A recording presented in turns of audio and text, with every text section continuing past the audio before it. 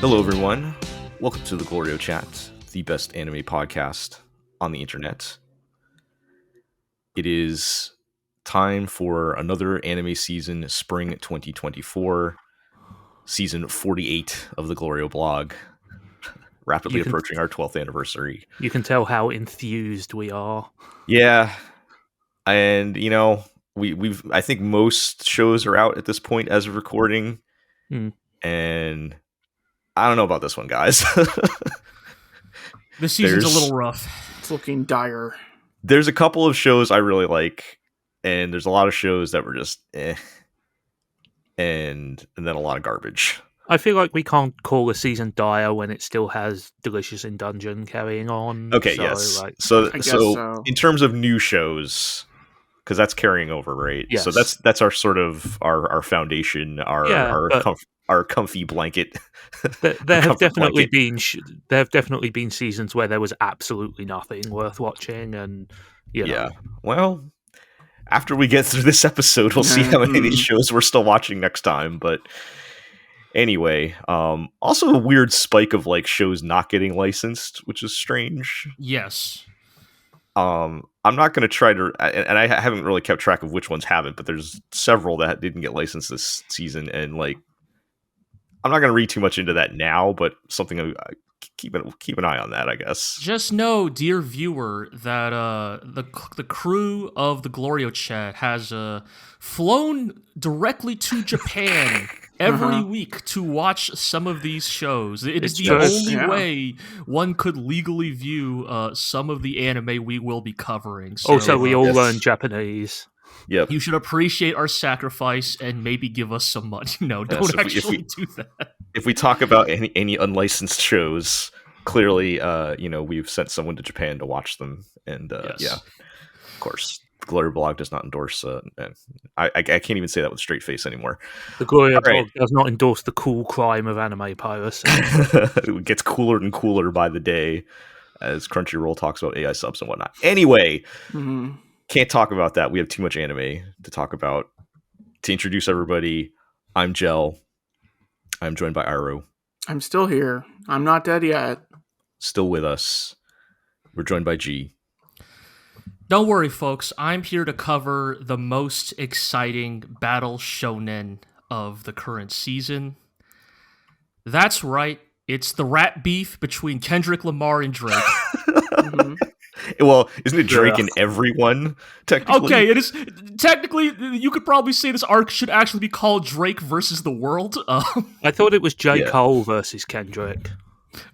No, he's the only one that's sort of caught a couple strays here and there and doesn't know what he's doing. I mean, God, I want to give the full version of this story so badly, but the short version is that Kendrick kind of swooped in like the boogeyman, basically opened fire on Drake and caught a couple of other rappers in the trajectory. A couple of those rappers tried to weakly fire back at Kendrick in a way that was pretty poor, to be honest. To the point where this might be new for rap beef. Maybe, I don't know, Jel, maybe we're old. Maybe this speaks to just things aren't the same as they used to be. You're talking about J. Cole apologizing? Yeah, dude, what? Like, what kind of... Yeah. Who the fuck apologizes in rap beef, man? Early Dude is extremely indecisive because he apologized like 3 days after he dropped his diss track. So yeah. So we can't get into this, but I will say I don't like Drake at all, and I'm kind of on his side on this one. So I don't know, like you should use that. Like, you should use that image of like Drake branded toilet paper that says "softest in the game" as the header for this. As the header for this Here's show. The thing, no, Jel, I broadly prefer Kendrick. He did open fire basically unprompted. Yeah, which that's fine, but I'm talking about like everybody like kind of weekly teaming up and everything. Oh, it's pretty. I ain't gonna lie. Like, here's the thing. I love even Kendrick's thing was still kind of sideways. Like Drake is the only one that's come back just full guns blazing. I mean, is it even? So we'll see what happens. Is it even really a rap beef if nobody is actually, if there's like no risk of somebody actually getting out and getting shot? The game has changed too much for that now, yes. But it's a mess. But I will say, I am also not the biggest Drake fan, and I gotta admit, I heard his new diss track. It's pretty good.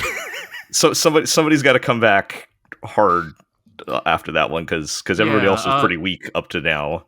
Yeah. I would say, there are some aspects of this rap beef that are pretty good. Like I think like 12 hours after Drake released that diss track, like Rick Ross got into the studio. Oh yeah, I haven't heard. I've heard it, but I haven't heard it. Yeah. And he uploaded it to some like third party like fucking file sharing site. Not even SoundCloud. Oh, like you have to download it off of like something called krakenshare.org or something. Hell, oh my god. No, somebody's got to come back with like some Pusha T tier. But I know we can't do this. This really is just spoiled us. This is just the equivalent of a multi-millionaire's Twitter spat, really. Yeah, like I didn't think Drake would ever fire back at anybody after what happened with Pusha T, but we can't. we got to move on.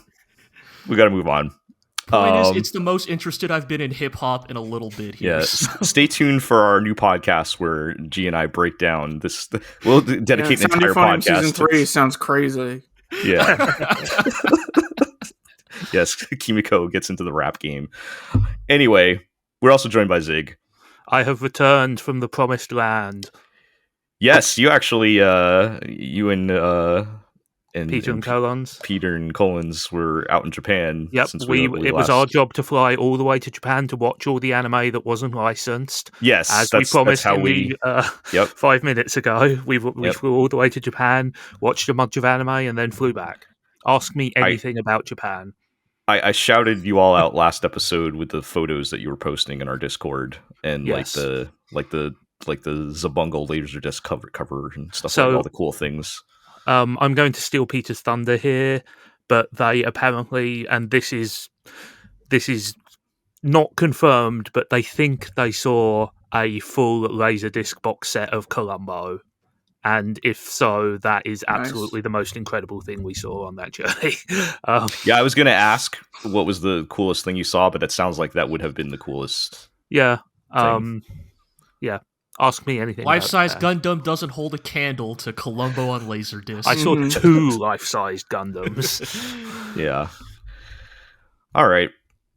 Well, like I said, new season, new anime, in some cases returning anime, and perhaps that's where we will start on some old shows coming back that we want to talk about. Do you guys realize it's been nearly 8 years since Sound Euphonium Season 2 aired? To be fair, a lot of things have happened to Kyoto Animation in that time. Sure. Man, I really thought you were about to say it's been 8 years since Sound Euphonium Season 1 aired. I was not ready for you to say Season 2. Yeah, no, it's almost been 10 since Season 1. There have been movies in that time. Yeah. Well, my point is, all of these shows, I was like, oh, well, because we're going to talk about Spice and Wolf and the Bartender anime, and those were like a long time ago. I'm like, well, Sound Euphonium was recent, and then I looked it up, and I'm like, oh, damn. No, it's like halfway there, man. Yeah, so it also explains some of my feelings watching the first episode of Season 3, where I was a bit confused. Sound Euphonium Season 3, tell us about this Drake motherfucker. Drake not in this one, unfortunately, but that's a relief. 5 stars. I will say there are the second episode came out today, and I did not have time to watch it, so I'm only referring to what I saw in the first episode when I'm talking about Sound Euphonium Season 3. Yeah, I was a bit confused for a number of reasons. One, I did not watch the movies, and just based on my research to help anybody else who's going to be going into this, I believe the only movie you need to watch is the most recent one, the 4th movie, because there have been 4 movies. The first 2, I think, were compilations of Season 1 and Season 2. The 3rd movie is Liz and the Bluebird, which has absolutely nothing to do with anything happening in the main series. It's like a side story of a side story. Yeah, it just happens to be set in the same like classroom. Sound Euphonium, but nothing to do with anything Sound going on. Euphonium Cinematic Universe. Yeah, but apparently the last movie is basically a bridge between Season 2 and Season 3, and things happened that impacted the first episode of season 3, including a new character who's tagging along with Kimiko that I did not recognize, and I had no idea what was going on. So you might want to, in retrospect, I probably should have watched that movie. So just putting that advice out there for anybody actually interested in watching this, if you haven't seen the movie. They are all available on Crunchyroll. So if you can watch it, if you can watch the main series, you can watch the movies. The other thing is, like I said, it has been 7 to nearly 8 years since season 2 aired, and I just didn't remember some stuff. So, because there are a lot. So, in Sound Euphonium, it is a school band, and there's like 80 to 100 members, which means there are a lot of characters to remember. And I was like, wait, is that a new character? Wait, or were they in the season 2? I was having a little trouble because they did, in addition to the movie characters, I think there were even more characters coming in. And this whole episode is basically just establishing the new status quo because at this point, the main girl Kimiko, she was a first year when the series started, and now she's third year, and now she has to be the cool senpai for everybody. But that also means there's been a lot of changeover where all the cool senpais are gone, and you've got the new, young first years coming in, and there's just like a lot of change going on. And as a result, I think I can't really pass much judgment on what season 3 is going to be like based on season 1, because there was so much just housekeeping as far as like getting all the characters in place, all the new characters, saying goodbye to some of the old ones. It kind of sounds like intentionally or unintentionally, it's kind of a soft reboot almost. Yeah, reboot's not quite the right word, but I know what you're trying to say. It's like, yeah, because a lot of like it's still a continuation of the story, but it's also like a lot of the status quo has changed a lot. So, yeah, just getting everybody up to speed basically on what's been going on, and not a lot like interesting happens, I guess, in the first episode, other than you're catching up on what everybody's doing. And there's so many characters that's basically like the whole episode. But so I'm not gonna give this was terrible or this was amazing yet. I'm gonna wait to see another episode of 2. I do think the idea is interesting of having, the main girl Kimiko's sort of character growth from the first season, where she was kind of hiding in the background, and now she has been voted the band president. So like she is now like into the foreground and having to like take charge of things. You can do like changing of the guard type situation, or like a JoJo even, where protagonist of last time is the mentor this time. Yeah, that's not a bad. Although I think I don't know if we're going to see any of the cool senpais again. We'll see, because they have now graduated. I did realize when they were like, because they had like one parting shot of the cool senpais on graduation day waving goodbye, and I'm like, oh, those are some of the best characters, so I'm a little bit concerned. Yeah, that's kind of the problem with any show that covers multiple school years. Right? And all the new characters into these like squeaky cute little girls that are, ready to ganbare their way to the national championships. On brand. Yeah. So, I don't know. I think the jury's still out on this, but if anything, this is perhaps more of a public service announcement to watch the watch the movie first to catch yourself back up before you dive right into this, because I felt like I was just going into the deep end of the pool. Is this the first Euphonium thing without Naoko Yamada? Yes. I believe we did mention that when we covered the preview. Look, I don't want to do the whole like the entire show is one person's personal responsibility thing, but she was an important creative figure. Yeah.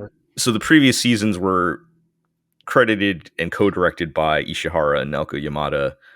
A lot of people feel like there was a lot of Naoko Yamada you could see in the previous seasons. There was so much going on in this episode that it was like hard to really see much of a difference.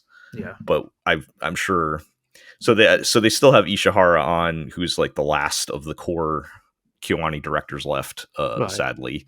But it happens, Well, the other one being God, I can't think of his name right now. The Full Metal Panic guy. Yeah, so it was him and Ishihara were the core directors in the early days of KyoAni, and he was one of the ones that passed away in the fire, unfortunately. Yeah. But so yeah, Ishihara is still on it, and of course Naoko Yamada has moved on to other things, so it'll be interesting to see.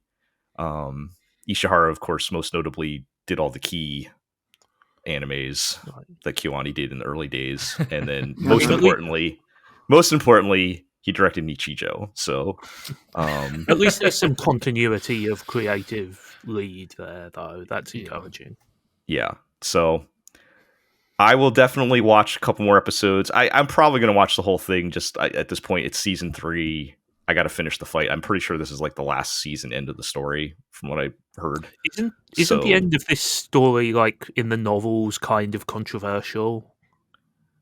I don't getting mixed up there. I don't believe any of us here are familiar with the source material. I'm not deep enough into the novels to know. I know there was like the only controversy I remember is like they made Kimiko not gay, and everyone was mad about that. Yeah, that's kind of what I thought. So, and that doesn't really come up in this episode, other than one time the other main girl, Reina, mentions, "Hey, how things going with that boy?" And he's like, "What? I'm the president and he's the vice president," and she still hates him in the anime so far. I hope it stays that way. But yeah, we'll see. I mean, I also feel like KyoAni shows tend to have a fairly decent minimum level of quality, right? They it still looks fantastic. Yeah, but I also mean just in general, right? Like, yeah, they very rarely descend into completely unwatchable garbage. So it's a fairly safe bet to say that you'll be in it for the season at least. Yeah, I just hope that my biggest fear is that's going to be boring. Yeah. So we'll see. I feel like the show did the best when it got into like the actual like band drama and stuff, and I don't know. We'll see. So let's move on to a much older show. Let's go back in time, maybe another 8 years. Another extra 8 years to that. Yeah. Speaking of hip hop beefs, hey, that is true. Let's talk about Spice and Wolf. Merchant Meets the Wise Wolf. This is the reboot of Spice and Wolf that I don't know why it exists. Yes, it's by the same director, right? Yep, it's same director. A lot of it's same voice actors. Right? Yeah. Is it even the same people singing the OP and ED? Like, hold on a second. Like, I feel like I didn't look that up. I don't think at least the ED. At least the ED. I don't think it's the same. So, Spice and Wolf is is it would I call it a classic anime from? Yeah, I think so. I would say firmly. I think, sure. I might not. No. I would say so. Like, it had a big cultural impact at the time in the anime. I think Spice and Wolf is very emblematic of the era of anime it comes out of. Yeah. I mean, by big cultural impact, you mean there were a lot of naked hollow figures and dudes wearing T-shirts with hollow I mean, within the anime world. That kind of is a big cultural impact. Yeah, I know. Would you say that it's not? I don't know. Yeah. So, like, I understand wanting to bring it back, because also, since the anime aired, there have been the novels are still going. They're still making new ones, so there's more content to make. I just don't know why they chose to do a full reboot. Right. And yeah, not only did they do did you guys actually watch it? I watched the first episode. Okay, yeah, I also only watched the first episode. I saw a couple comparison screenshots and went, I'm good. Yeah, so just to make sure I wasn't going crazy, I also went back and watched the first episode of the 2008 anime. And I mean, the visuals and animation are different, but structurally they're almost identical. Like, the only major change, and I had to look this up because I'm not deep enough into the novels to know this, but I guess in the original they had changed the one dude to the girl Chloe as like some kind of love triangle thing or whatever. Oh, sure. and in the new version, they returned that character back to the guy that was in the novels originally. That's kind of like the only notable difference between these episodes. I wrote in my post, it's like, do you want to watch Spice and Wolf, but 25 to 50% worse?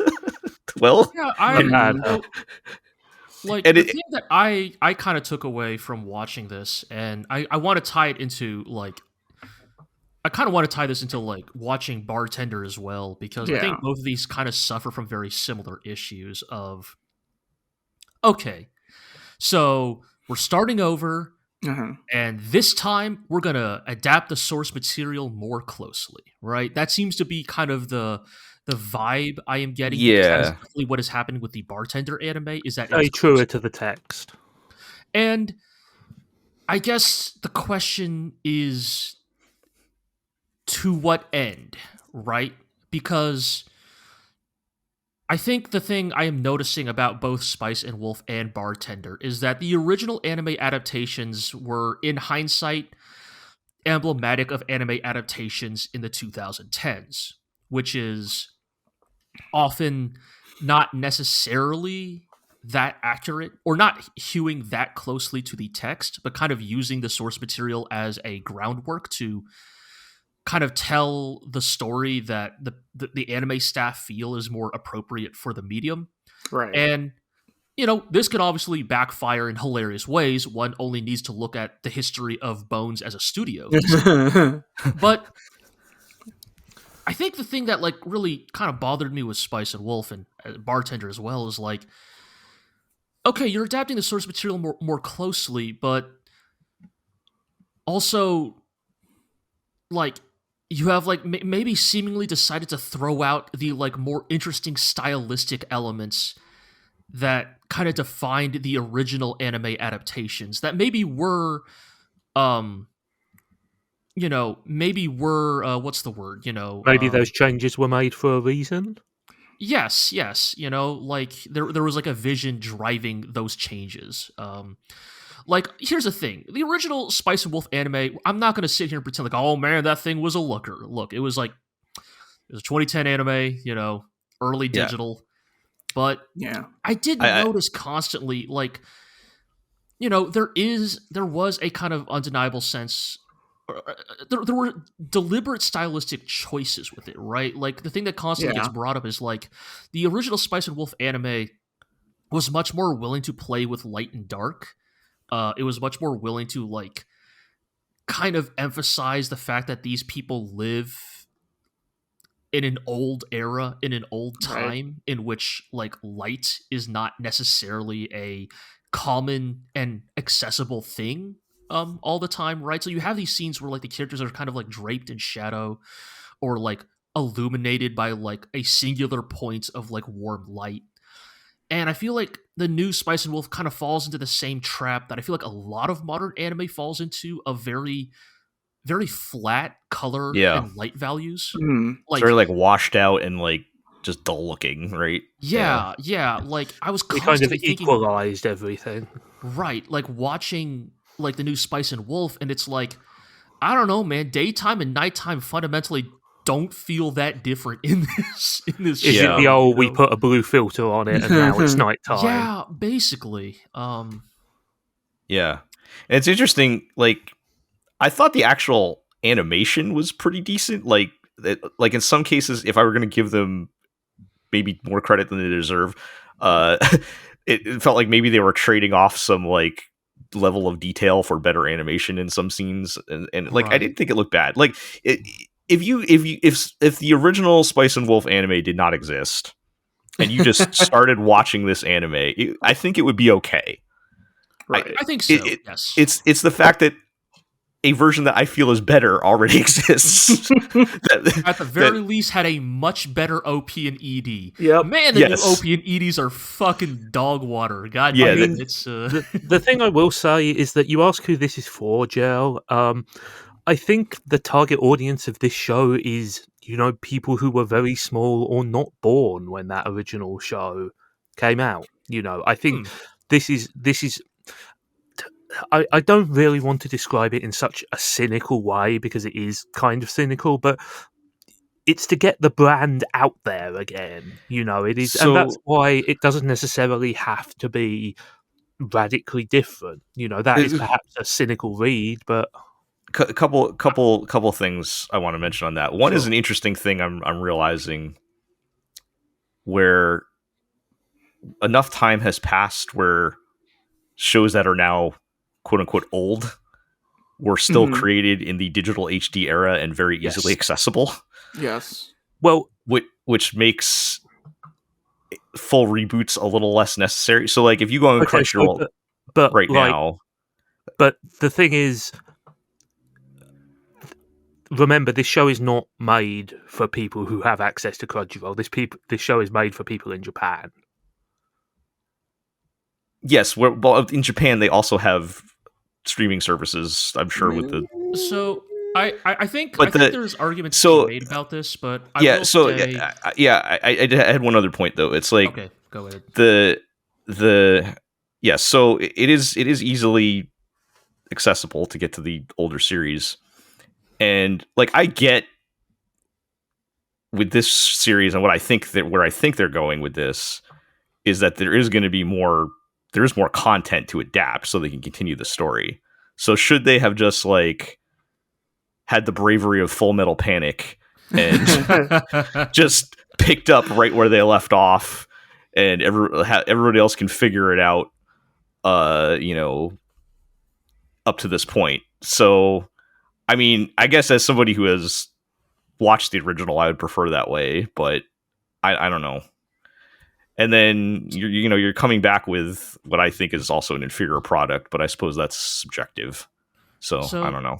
I think my point, which I might as well just use to let us transition directly into Bartender, is that I think I might actually argue against Zig's point, and I might argue that I think the timing of both of these anime is almost not a coincidence. I think on some level, what we may actually be seeing here is that they are choosing to reboot these anime about, 10 to 15 years after they originally aired.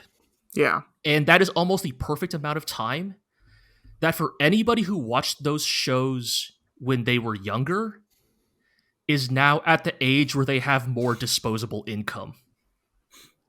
And I say this because, at least for the new Bartender, they're pushing the cross-promotion element of it very, very heavily. They're advertising a lot of, like, here, do you want a bartender-themed whiskey glass? Do you want a bartender-themed ice pick? Do you want the bartender, like, glass set? You know? And it's like, these are things that, like... Again, I mean, first of all, you need to be at least of drinking age to really get anything out of these products. But also, these are the types of products that, hey, guess who buys stuff like this? People in their 30s and 40s. And so... okay, yeah, go ahead. And so that's why I actually think, no, I think these reboots are specifically aimed at people who have nostalgia for these shows when they originally aired. I mean, both of these things can be true, right? You can you can target two audiences at once. Yeah, I haven't seen any new Spice and Wolf merch yet, but yeah. I mean, I just want to push back briefly against the idea that like these old shows are necessarily super accessible, because again, I want to make the point. I don't think in Japan they are. I think that Japan in general is way less au fait with streaming media, and there are fewer streaming services, and physical media is very expensive. So I'm not saying that you cannot get them. I'm saying that perhaps the ease of access that you assume is there may not be there. That's just my 2 cents on the situation, really. I don't know enough to make any definitive statements on that. Sure. I would have to look that up, but I find it hard to believe that it would be that difficult to find. But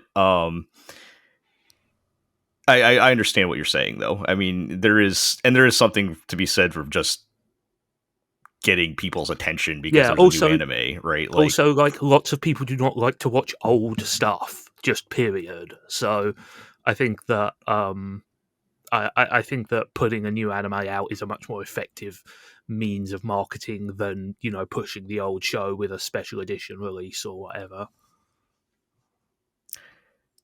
Yeah, I still think they could, and it's still, I still think it's recent enough you could have pulled the Full Metal Panic, just pick up from where you left off. But the decision has been made. It is what it is, and yeah, I personally don't have a lot of desire to rewatch this. Maybe I don't think I'm going to stick with this. Yeah. Just not, yeah, exactly. As it, there's not much left there for us, at least. Yeah, I mean, I'm sure there'll be things that are different if they're sticking close to the novels, but I can't imagine anything that would be like so drastically different that I need to spend time rewatching a, you know, slightly worse looking version of it. Yeah. So, well, again, this ties pretty closely to the next show on our list, which is The New Bartender, which, you know, again, for those unfamiliar, it's this, similar to Spice and Wolf, had a probably less iconic anime that aired in the 2010s that also had a very notable OP and ED and a very specific sense of style.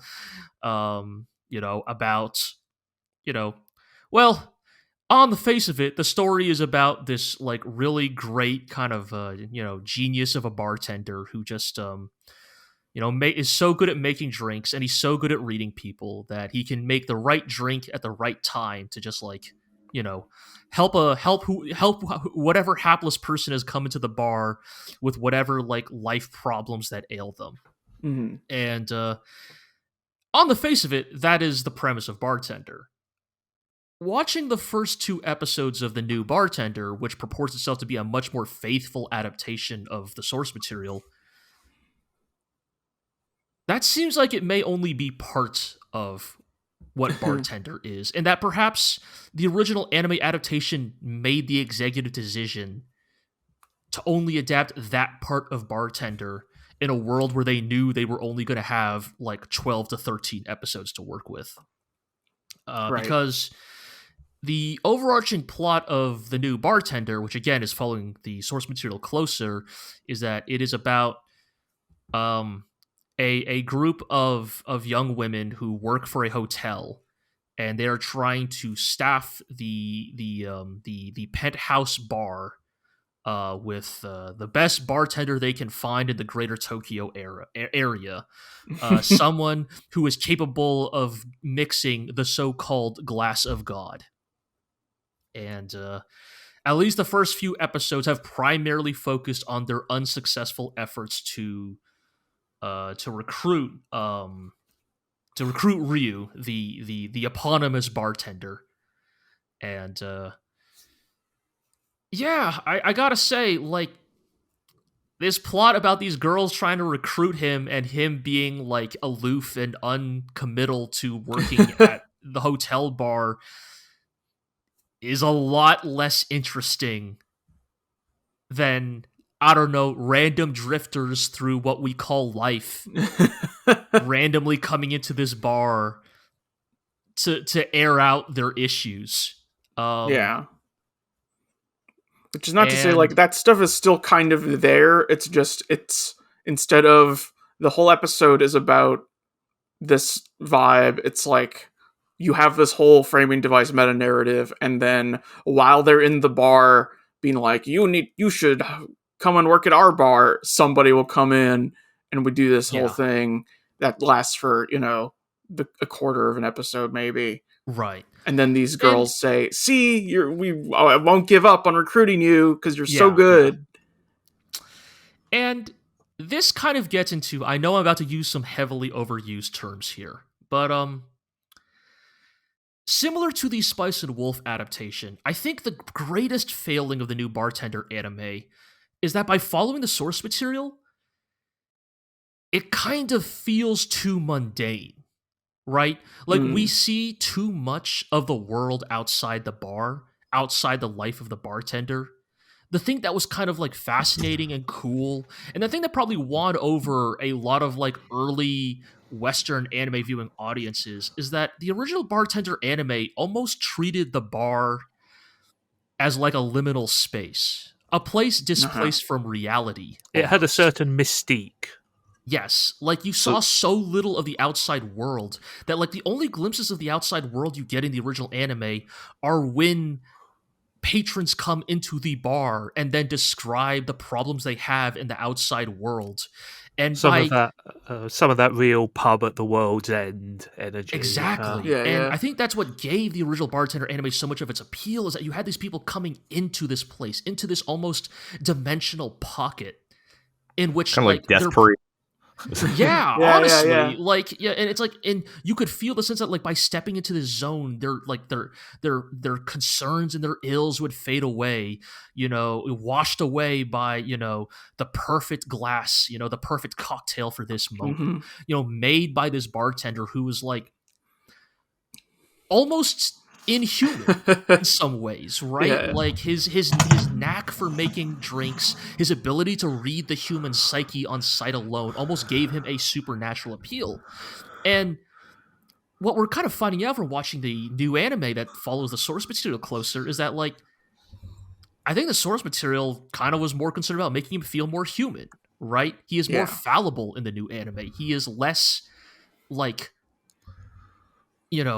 he is less ethereal, and his concerns feel more material and mundane, and it just kind of drains some of the magic I think that the original Bartender had.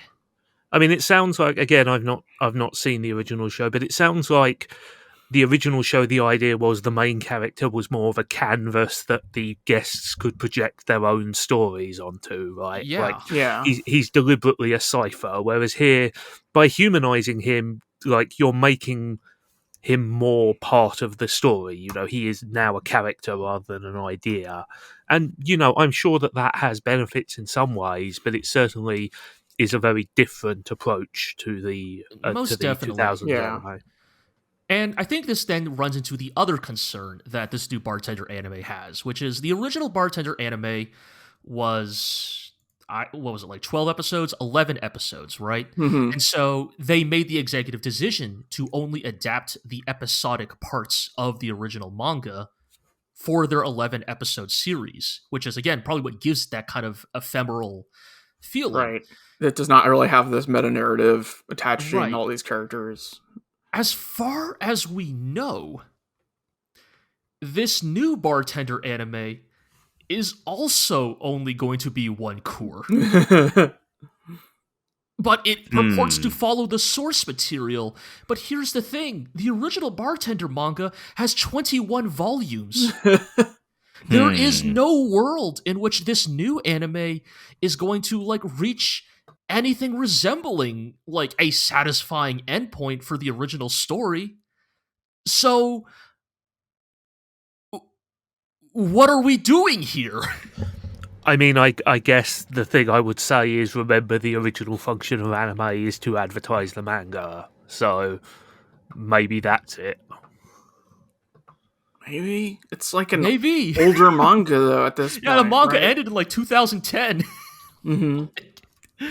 But yeah, so I guess yes, if we don't want to speculate too much about things outside of our area of knowledge, all I can really say, at least based on my own like kind of gut reaction, is similar to Spice and Wolf. I watched this new Bartender anime, and it's not bad. It's not like incompetent, but I am constantly just left asking the question, why? Yeah.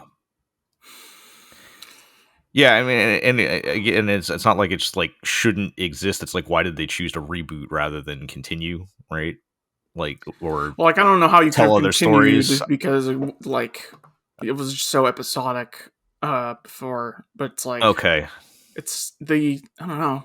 I don't find the main narrative of this version particularly compelling, right? Yeah. I guess from what because I like remember the existence of the old Bartender anime, but I never actually watched it, so I don't really have any details on this. But from what you've explained, I feel like you could make a little more of a case for this than the Spice and Wolf one, but because it sounds like it's a little bit more different. It's just that what they chose to do is perhaps not not making it better. But yeah. Yeah, I don't know. I do think that's fair. Yeah, I will say, like, unlike the Spice and Wolf anime, it does seem like the new Bartender will at least cover different material than the first anime. Right. Whether it's better remains to be seen, but it is different. Yeah. I'm still going with my theory is they want to ride the popularity of bartenders on YouTube, but if they did, then the ED should be a live action sequence of someone making yeah, they could have got the title like in the old episode. anime. they could have got any of those guys that are on that would have been awesome. But yeah, I don't know. I'm guessing you guys are checking out of this one as well, or well, we've watched 2 episodes so far. 2 episodes, yeah. okay. I'll give one more a shot, I guess. We'll so, see. yeah. I mean, We'll see where the dust settles with some of these other shows too, right? Uh-huh. yeah. So, okay. Well, that'll move us on to some new shows. New shows. And Things normally actually created this century. yeah. Normally I would wavering hand. Normally I would probably ask to separate our tokusatsu first looks with anime first looks. Uh-huh. Perhaps it is appropriate since we do have a tokusatsu focused new anime that we do a little Super Sentai power hour here. Yeah. So because there's a new Super Sentai. Yeah. So why don't you guys tell us about I'll try to say it. Bakuage Sentai Boonboomger? Yes. Yeah. Well done. Okay, so let me set the scene here. The previous Sentai show, King Oja, we've talked about it a few times, but it was the show that was shot entirely on green screen on the wraparound set like The Mandalorian and half of new television productions these days. It was very ambitious. They were trying to tell like a world-spanning, generation-spanning story. You know, there was a lot of in-depth, history and character stuff, and it mostly sucked. Yep. And this one, we are back to stupid monsters of the week. Oh, pull yeah. off ridiculously petty schemes, and let me tell you, I am all in. It's we are so back. We are so back. Are we cars, dinosaurs, or police in this one? We're cars. Okay. The suits they have big tires for faces. Nice. The monsters are all household objects changed into giant monsters. One of the bad guys is a toy car, like just a literal toy car who occasionally moves by being thrown into the scene from off camera.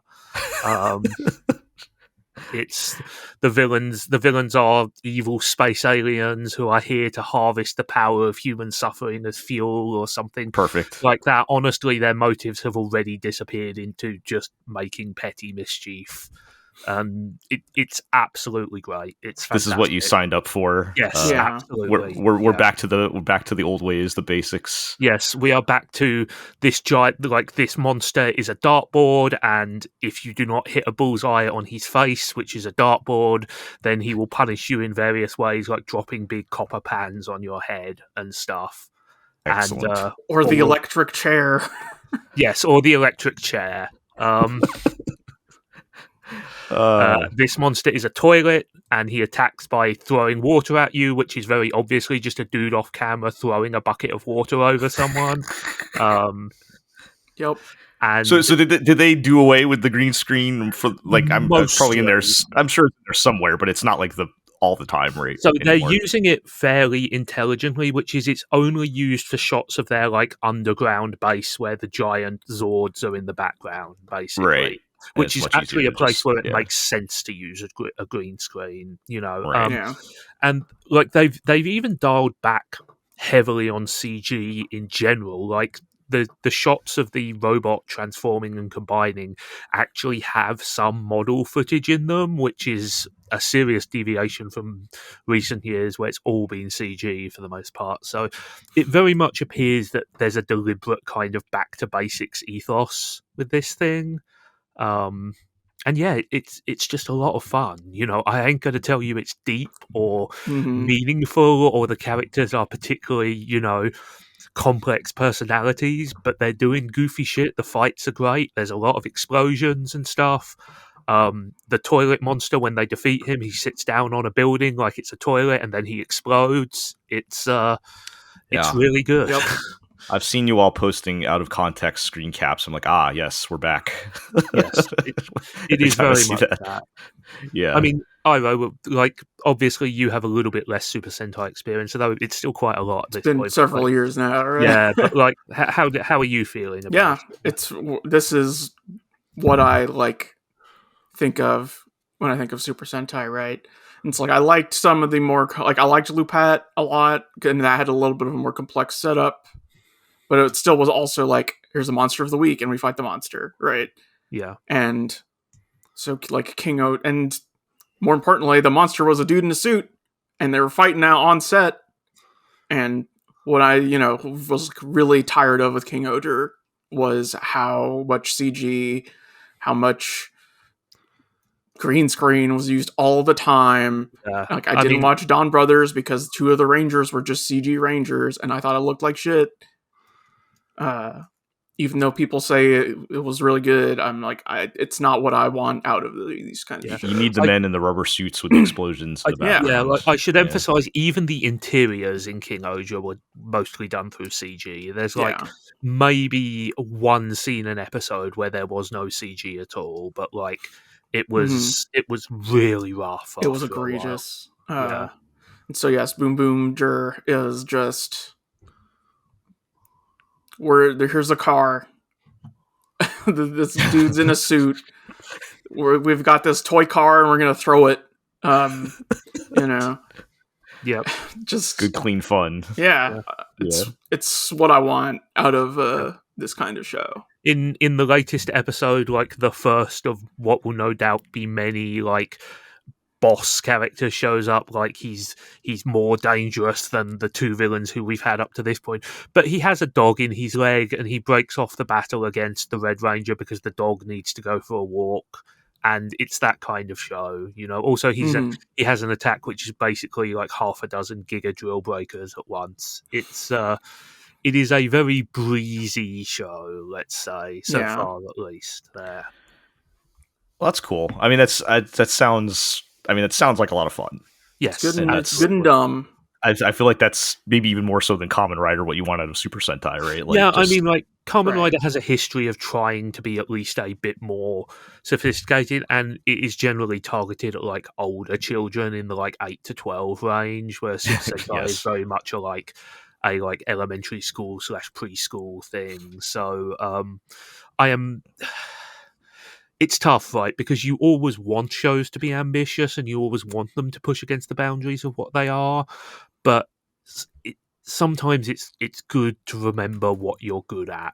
And so far, Boonboomger has been very much, let's play the hits. And sometimes that's fine. The helmets still have the dumb little lips on them. Yep, that's an important evolution, that they've got the weird lips back on the helmets. Nice. Yeah. Okay. Yeah, no, and I will say that so far, and I mean, like anime, Super Sentai suffers very much from the early episodes / first episode thing of we have way more money to throw about in this episode than the other ones. But so far, the fights have been impressive. The robot fights have been pretty damn good. There's been a lot of here are small things in the foreground while the robots fight in the background, and like people getting hit and guys chucking dirt and like debris from off screen to make the robots look big and stuff. So far it's been really nice to watch as well. And part of that is maybe just, it's fun to see physical sets again, but but yeah, that stuff's been good. All right. Yeah. Well, we'll check back in on that for the next Tokusatsu update, but it sounds like that's going to be hard to mess up unless they just like drop the budget or something, right? Like, yeah, I mean, like that's always a risk. Also, like that stuff can get stale unless you keep changing it up. But I'm perfectly happy for them to coast on it for a bit longer. Yeah. Well, instead of good and dumb, how about bad and dumb? How's that? So yeah. Go Loser I don't- Ranger. On a less positive note, Yeah. there was a tokusatsu themed anime coming out this season. Yes. Go Loser Ranger, as So- Iro just mentioned. I think one of my major problems with all tokusatsu themed anime is that they always go for the broadest, like lowest common denominator joke. And I get it because, like you're trying to draw in people who are not tokusatsu fans, obviously. So you have to parody the most easily recognizable parts of the genre. But it kind of just feels really lazy and dumb a lot of the time. And Like, it's always the like, what if tokusatsu was real, right? Like, isn't that it's not even that. It's just kind of like the just, oh, isn't it crazy that they send down one monster a week? And it's like, I mean, like Power Rangers was making jokes about that in 1993. Super Sentai was Right. making jokes about that in the 1980s. This is Mecha not anime has poked fun at trying to interrupt the transformation since like 1984. Yeah, exactly. And like the actual Super Sentai has been doing it for longer than that. These are not good jokes; they're tired jokes. And it just kind of contributes to the feel of, oh, like the people doing this don't actually have an interest in making it's not Right. the kind of good natured joking you would get out of people who genuinely love the Right. material. It's just like this show is so like kind of lazy that the mooks in this are dressed up like the Shocker troops, which is fine because they're the iconic tokusatsu mooks, but they're also from Kamen Rider. They're not even from Super Sentai. So it's, I get the cultural force of the stereotype, but it's still just kind of a really weird just kind of a well, this is such a broad parody that it kind of is just some very easy target shit. Right. And Yeah. like you said, it doesn't feel like it's doing it out of love for the source material, right? right? Yeah, because if you're gonna do like I'm not getting that vibe. Like, yeah, like if I you're don't gonna know. do like We watched like Braver last season, which Yes. I did was take literally off about to say. Super Robot stuff and some Real Robot stuff like a lot, but it was definitely coming from a place of love for those tropes in those old series. I mean, I think true. Oh, go ahead. I was just going to say, I think like when it comes from a place of love, like the jokes can be that much more savage because nobody Yes. knows how to lampoon material better than the people who love it. Oh, So yeah. like, I think the satire, generally when people are familiar with the source material, the satire is much more cutting, quite frankly. It's much more specific as well, which is, I think, a key aspect, right? Yeah, Like, absolutely. I think the problem with satire and parody done by people who don't actually like the thing they're satirizing is that, as you say, they're leaning on the most basic material, right? The thing that anybody could think of, right? Whereas, like, I think, I guess Garo never really ever satirizes Toku, but like, No. I feel like many aspects of Garo's the Garo anime sensibilities is like, oh, this was clearly made by people who like understand the like underlying like mechanical and narrative binding of this. Yeah. Right. type They had that whole fiction. episode where the like blacksmith makes a car armor. Right, Look, the steampunk yeah, Garo yeah. robot. Yeah. is- Oh man, I forgot about the I mean, steampunk. Garo. I think as well Garo's a good example because it inherently understands that its job is to do the things that the live action Garo cannot. Right, Yes. like it's to like it is Horse set. drifting. Like have Yeah. character development. Yes, but Sure. That's I mean you're not wrong, but you know what I mean, right? Like Yes, it yes. is a exploration of the same themes, but with the expanded possibilities of a fully animated Right. thing. And the thing is, one of the disappointing things is I think Go Loser Ranger actually has a really compelling premise. And just quickly, the premise is basically that evil aliens invaded and then like a Super Sentai team appeared to stop them, and now like the Sentai and aliens are in this war that has lasted, I think it's 9 or 10 years. But the Right. twist is that actually the Sentai won really quickly, and now they've just been, prolonging the charade to boost their own power and influence and fame and wealth and all of those kind of things. And that's good. That's a great premise that takes like an institutionalized part of the Super Sentai formula, turns it on its head, and gives it like a nice cynical undertone. But they don't do anything with it, not even in this first episode. It's like, the bad guys feel humiliated, so now one of them is going to climb the ranks and beat up the Rangers himself. You have that incredibly long scene where they're like, what do we make for a monster this week?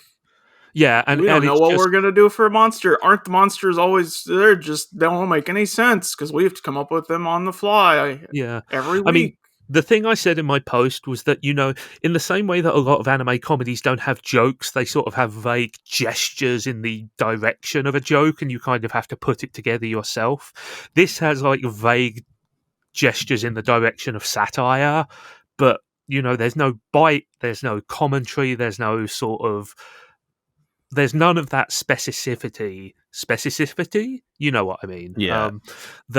That would really give some punch to the material, And also, Bakuage read the manga and revealed that it becomes a generic battle shonen after like 4 issues. Oh, so. very true.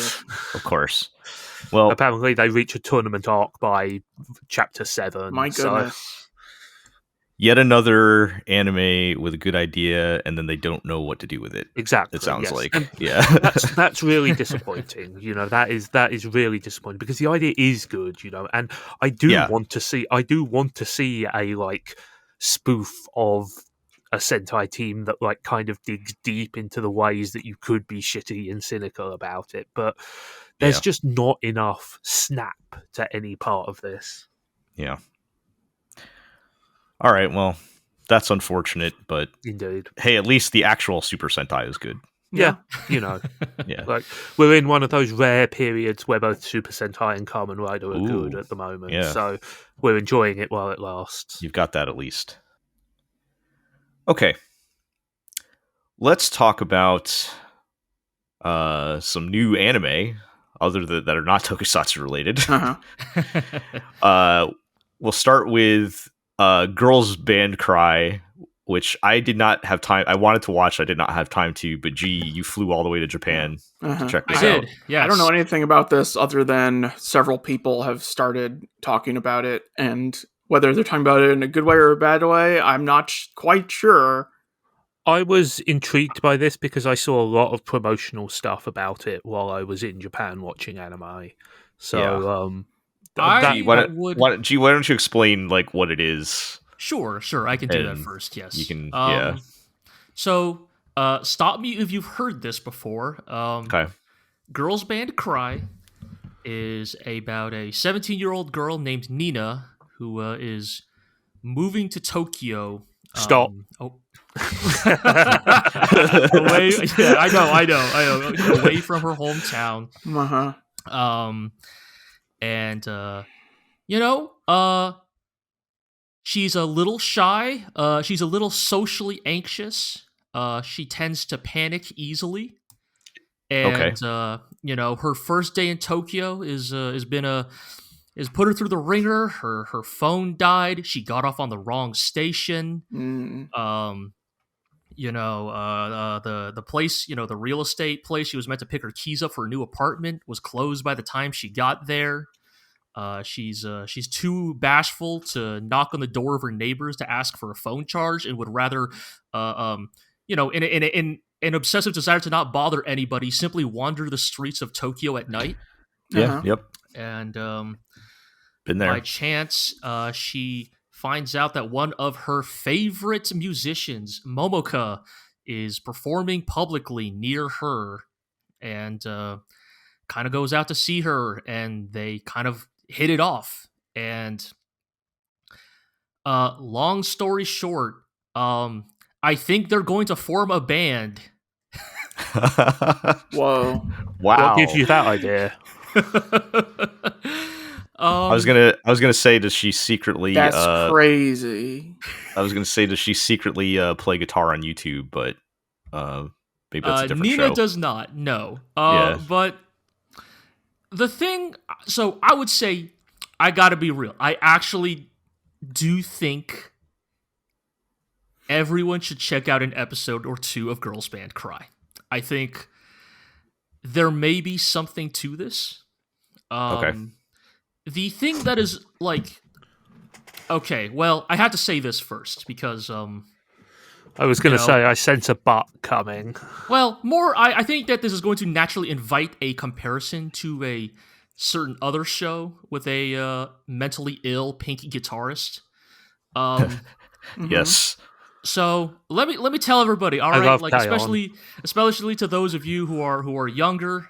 I am not a Japanese teenager, but I am mentally ill, and I can tell you with confidence, forming a band will not solve all your problems. I'm really sorry if this is where you're hearing it for the first time, but forming a band with a bunch of other like-minded weirdos and dirtbags will not necessarily solve all of your problems. Nonsense. I tried that and look where it got me.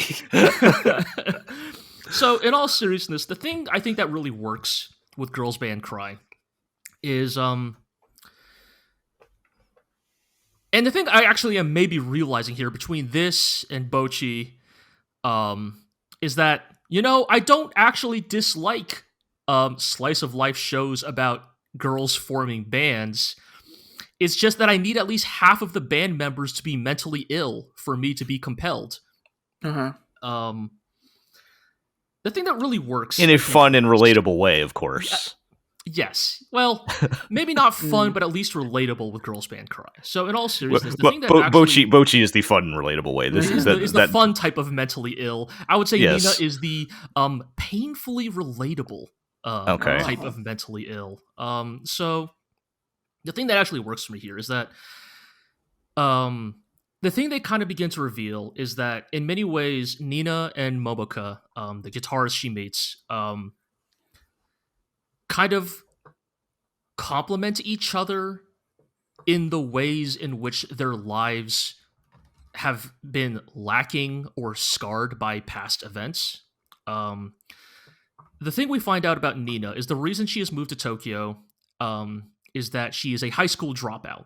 And the reveal is that she is basically running away from, if not abusive, then at the very least, a very tense family situation. I will also provide the obligatory reminder: being a high school dropout is a way bigger deal in Japan than it is in a Western society, perhaps.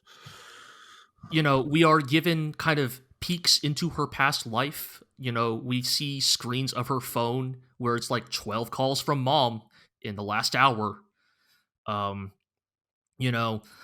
She talks about how her family had, house laws, that do not sound strict to anybody who has not lived through this, but as someone who has lived through this, it hits very hard where she's like, yeah, family laws, like law number 1, the family always eats dinner together. Law number 2, no phones at the table. Number 3, the family always meets on Sundays for an evening meeting. And, it kind of frames one of those families, yeah. Yes, Iro, you understand. One of those types of families, right? Where it's like maybe not physically abusive, but very controlling. And in many ways, her running to Tokyo is sort of her like desperate last gasp for like some form of agency. We find out in episode 2, I believe, that she was bullied in high school because of her family, physically as well, and that she is basically desperate to run away from all of it, right? And also desperate to prove them wrong, right? Like desperate by any means to prove that her existence has meaning. Meanwhile, Momoka, who is the guitarist, she's a bit older. She's in her 20s, I believe, younger 20s, which still makes me feel old, but has already broken up with the band that Nina was a fan of. Has left that life behind her, has tried to make a go of it as an independent musician, And by the time that she meets Nina, is basically about to throw in the towel.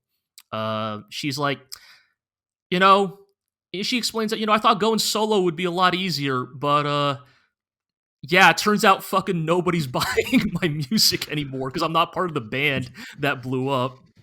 And hey, it's basically impossible to make a living doing this, so I'm gonna move back home.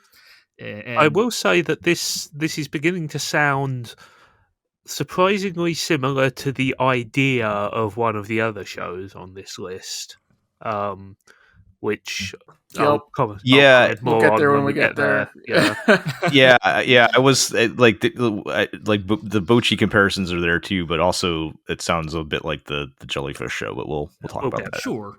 Yeah. And so I think the thing that works about Girls Band Cry, right, is like they have not actually formed the titular band yet, but like you can kind of see like there is a big aspect, a theme of the show that is like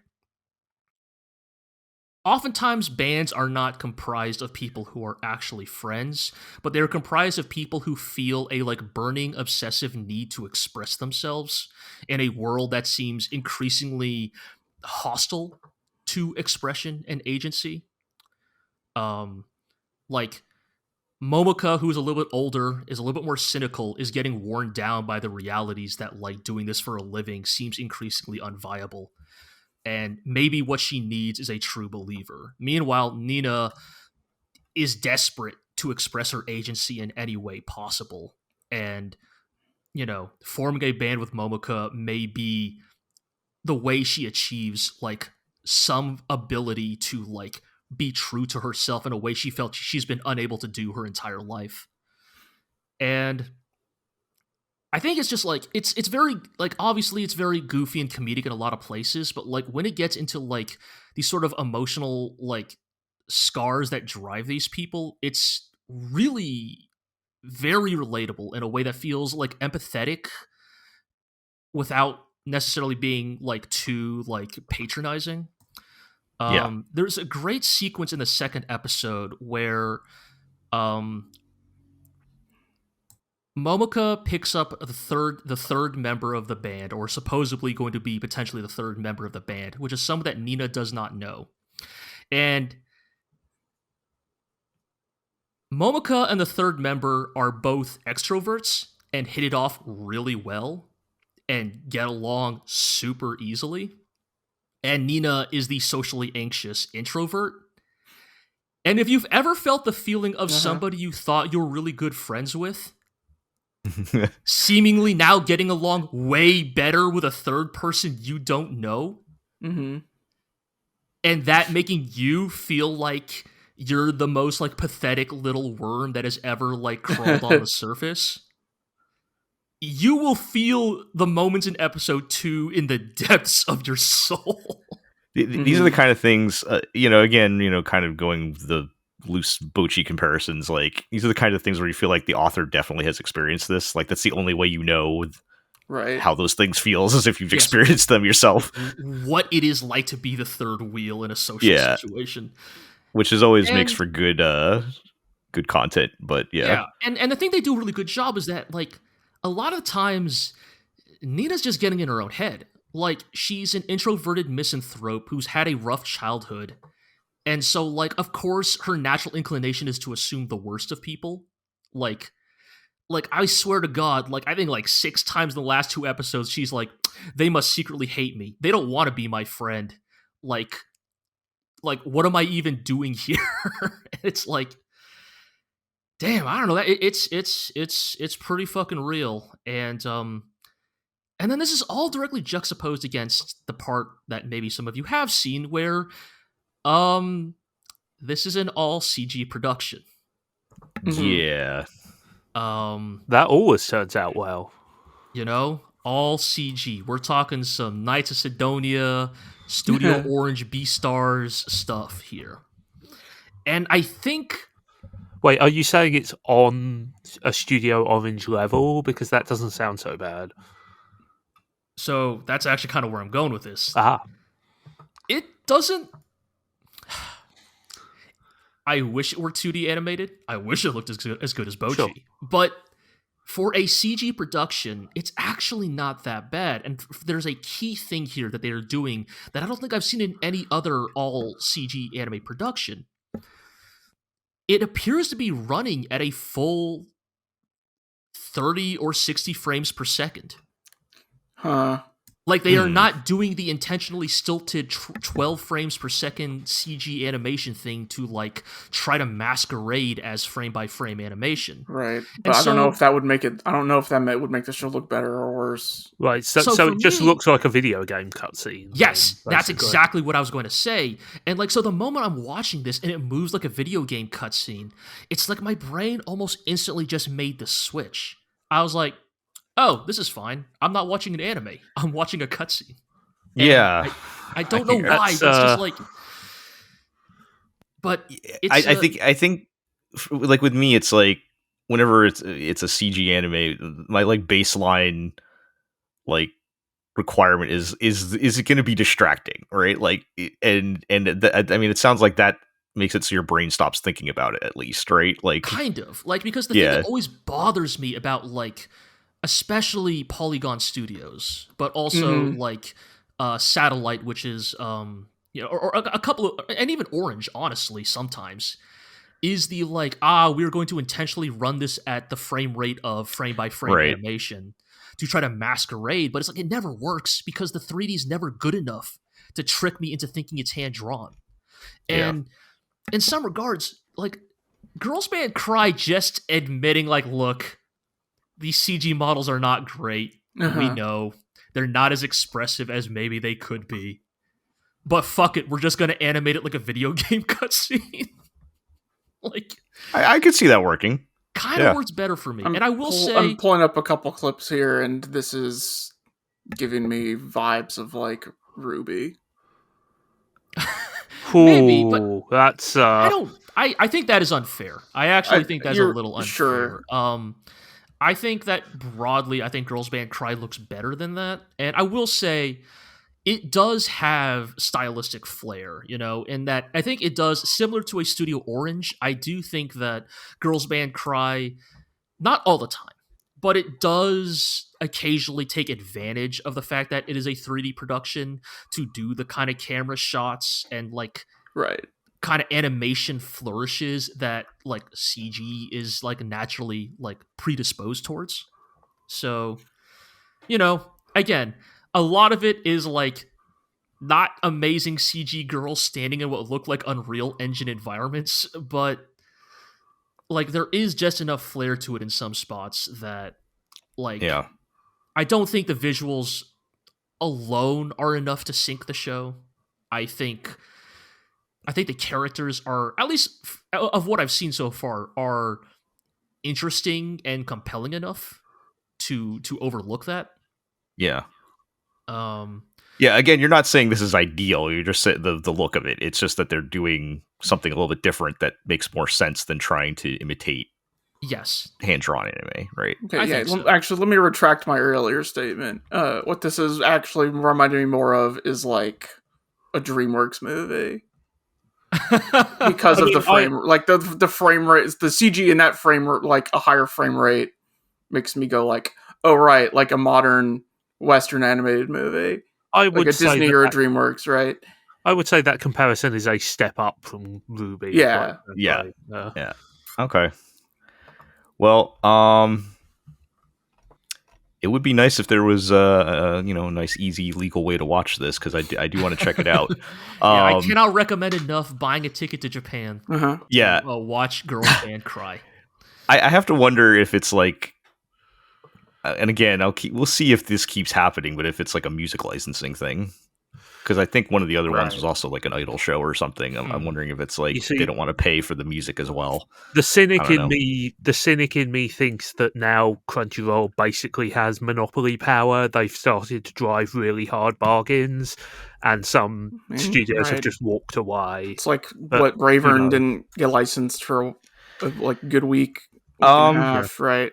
Until people started making a stink. I will say, as much as I joke about High Dive, the shows that they get are some of the higher profile shows. Like they have like Jellyfish Can't Swim in the Night and stuff like that, which that would be an example of a show that's going to have songs that need to be licensed. But yeah, I don't know. I'm just speculating. But there's also a lot more stuff showing up on Netflix and Disney Plus these days and stuff like that. Yeah. Or which is why it's unusual for like nobody to license something. So, all right. I just think worth checking out at least. I think I can say that much confidently. I mean, maybe some of the appeal of this show will heavily depend on just how mentally ill you are and how relatable you find how relatable it is. But I do think there is some real appeal. Also, shout outs to a very good joke in episode 1 where Momoka, the guitarist, is like flipping off some like random, like some other like rival buskers in the area. Yeah, and Nina I is saw like, that. Okay, so you've seen that. She's like, "What's that gesture?" Momoka is like, "It's a sign for thank you." And then later, Nina is seen flipping off some random employees at a B-full place. Yeah, I saw. That's the one bit I saw. I guess that was pretty funny. I guess I'm like, in 6 to 8 weeks, is this going to be, in full K-On mode? Like, I guess that is the question, right? Because obviously the promo material shows that there's 5 members of the band, and so there's 2 more to recruit, and so there is certainly that element. But it sounds like they're willing to go places way deeper than anything K-On was doing, though, right? I mean, I would say so. Because more girls means more problems, right? Like it's. That's what they say. More girls, more girls, more problems. I guess the reason I would say I think they'll probably still focus on is that like Nina's emotional and mental hangups are like a very large focus of at least these first 2 episodes. Yeah. Okay. So it sounds promising. All right. Let's move on to Astro Note. Yeah. And I want to ask, did you guys watch episode 2? Because we did.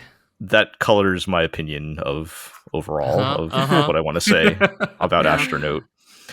So this, of course, was the we were all wanting Kimiko Ueno to get her own show, and she got one. And I guess she decided she wanted to remake Meisani Koku. And the monkey's paw curls. Okay, I'm not ready to go as far as say the monkey paws has curled yet, because I did very much enjoy the first episode, which establishes this like very sort of really dumb retro anime comedy sort of vibe to it. Yes. Right.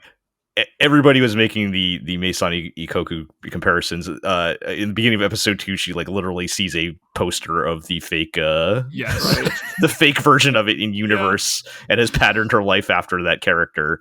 But so it has that kind of something from the 80s type of feel. I feel like I really like the art.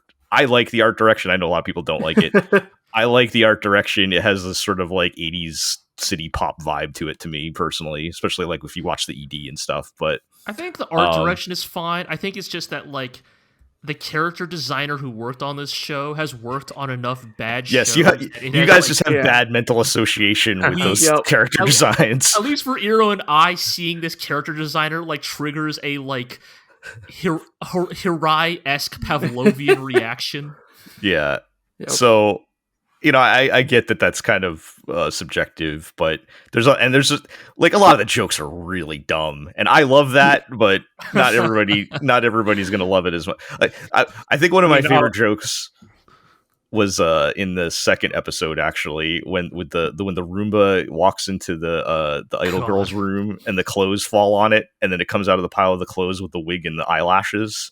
And yeah. It's so stupid, but I love those kinds of dumb jokes. But and then you've got your sort of cast of characters like the unemployed salaryman guy who's a total asshole, and the idol girl who off hours is also a terrible person. And I mean, our appreciation for dirtbag comedies is a long-standing tendency here. And so, well, go ahead, G. I mean, I was just gonna say, like, and maybe that ties into maybe the part that like I'm like is not necessarily hitting for me as much, right? Is that I think the kind of realization I'm coming to with these 2 episodes is that like Astro Note is clearly much more of a rom-com than Yeah. a sitcom, shall we say? Like, Yeah. because you have these characters who are very much the Kimiko Ueno stable of like dirtbag assholes, but they're not the actual focus of the humor. Like, at least in by episode 2, much of the humor is just like, oh no, wacky misunderstandings between the main couple, and it's like, yeah, that's not necessarily the type of humor I associate with like what makes Ueno such a strong comedy writer. Yeah, and I feel like episode 1 was a more balanced, more of a balance between the the wacky ensemble cast, and of course the romance. The rom-com part is going to be sort of like your core of it, but it's felt like there was going to be more circling around that. Whereas the second episode felt much more focused on the main 2 characters, who are, the most boring part of the show, right? right. So, they got into the classic situation where they're locked in the storeroom, and the main girl has a little too much to drink, and maybe perhaps reveals a little bit more of her feelings, and it's very, I don't know. And again, I keep bringing up Meisani Koku, which I don't even really know all that well, but like they're really leaning hard into like how I believe in that series the main girl was a widow. Like they had to steal that joke in there, like I don't know. Right, they explain that the 2 alien planets are Wid and Hub. And so it's like... Yeah, so they make a lot of jokes in that neighborhood. From that planet are called hubbies, and the whole the like... character keeps overhearing these conversations, like, oh no, like, who is that person? And or whatever. That is a lot of what I understand Meisani Koku is that, like, misunderstanding, the main guy misunderstanding, or, the 2 of them misunderstanding each other, even though they, should be getting together or whatever. Which, just another shout out to Rumiko Takahashi, I guess, for all these influential works, but secret architect of all modern anime and manga. I mean, we were giving our honors to like Toriyama a few weeks ago, but she's right up there with him. Yeah, she is probably like probably the other person in that exact same weight class. Yeah. So, and the second episode was disappointing, and it wasn't that I felt it was awful, and there were some fun bits, like seeing a poodle with a laser gun is always fun, but those are like because it happens so often. But those were like kind of like side silly little bits that were happening, in the main, most of the episode core to the show. In a way, right? Like it felt like the funniest bits, at least in the second episode, were the like incidental gags rather than the like the jokes that were kind of the focus of the episode. Yeah, and then the main couple is just not. They're like 2 nice people, then one of them has a crush on the other one. Right. And, like, okay, sure. I know I am boss babying this. I know I am doing the boss baby bit every time I bring it up in this podcast. Okay. But you know what works so well about Kaguya-sama? Yeah. It's that Kaguya and Shirogane were like really fun, interesting, like rom-com protagonists. You know? They had some bite to them, right? Yeah. And I think that's kind of like... And they were also kind of only well, technically they were the foundation of the main story. Like, as far as screen time, they were, nearly equal with the rest of the cast, right? And I think the issue with Mira, and I can't even remember the other dude's name, is like... like chef guy. Yeah, it's like... It's like, so we're doing the whole, she's the alien princess on the run, but she doesn't want to be the alien princess. And it's like, I don't know. It's like, I mean, I don't want to be like, armchair like screenwriter here, but it's like, I wonder if it's like, maybe they could have like leaned more into like her being like a asshole sheltered space Yeah. princess or something. I think they try to poke at that a little bit, but all of her complaints are kind of reasonable. Like, Yeah. at least, like, it doesn't seem like she's like being too overbearing or anything. Like they try to make her a little bratty at some points in episode 2, and it's like, all right, but that's like within the normal bounds of like, you know, nothing like out of, I don't know. Give her crazy powers or something. I don't know. Make right? her And then make her an actual magical girlfriend. Yeah. What if she floated and zapped him with electricity? Yeah, exactly. In the words, we are bikini. Yeah, we are probably two steps removed. Cauldron from Darling. But yeah, congratulations. We moved from Rumiko Takahashi to manga Rumiko to Rumiko Takahashi manga. Just so many. That's the joke. Yeah. she's everywhere. If she came into contact with hot water, she's changed genders. Well, okay. So I guess can we get an Inuyasha reference in here? What if she fell down the well and got sent to Sengoku period? But is Inuyasha an isekai? Yeah, I would say so. Yeah, we're not here to litigate this. Yeah, what were you saying? Yeah, the thing I was going to say. I mean, this is why I will give this a 3-episode rule, right? Is because the end of the second episode. Yes. We see the arrival of, oh no, it's Mira's like probably arranged marriage fiance from her alien planet. And he just lands in their backyard floating midair, right? And I guess the question is like, does this shake up the entire status quo? Like do we get like maybe the main character discovers they're aliens, and then we at least get some jokes about having to hide her alien identity with like increasingly absurd excuses, right? Like I don't know, like there's a vector for jokes here with the arrival of fiance. Because when he shows up, he does not appear to be making any effort to hide that he is from space. He's just like, yo, I'm an alien prince. Yeah, and I guess my hope is that maybe they play with that some, but. You know what I'm worried is like the main dude's gonna be so dumb that he's not gonna understand. He's gonna be like, is he some kind of like magician? Cosplayer or something? Man, you're right. You know, there's like at least a 75% chance that's what we're gonna go with it. Do we have so little faith in Kimiko Ueno now? I mean, she's not the only person making this show, right? I know. Just there's still enough here that I have some hope. I'm not totally like giving up on the show yet, but I am going to have to see some improvements in the next episode or two for sure, which is disappointing because I really loved the first episode. I really enjoyed it. I thought that was a good start, and then maybe my brain was not picking up on all the signs of where we were going until they smash it in your face more in episode 2, but we'll see.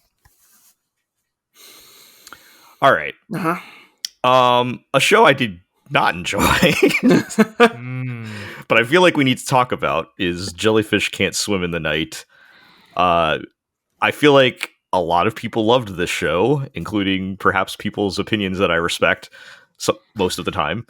And I feel like this is a classic example of a show where everyone is so in love with the idea that they just pretend aspects of it don't exist and don't acknowledge them at all. I think I was generally a little bit more positive than you were, but also you are absolutely right. That is absolutely what has happened. Because there are things that cannot be ignored that happen in this episode, and other criticisms that I have that people are just completely glossing over. And look, Doga Kobo is back at it. I always refer this to, because none of us are free from sin. No, I always refer to this as yourself. I always refer to this as the Dragon Maid effect, because for me personally, that show has been Dragon Maid, where there are completely parts that I ignore. But the difference is, you mean I am willing to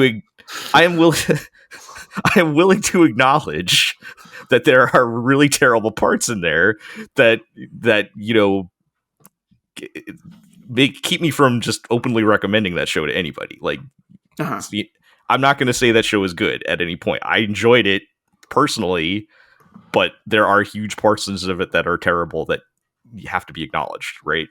I feel like that's my copium that I'm, smoking for myself here.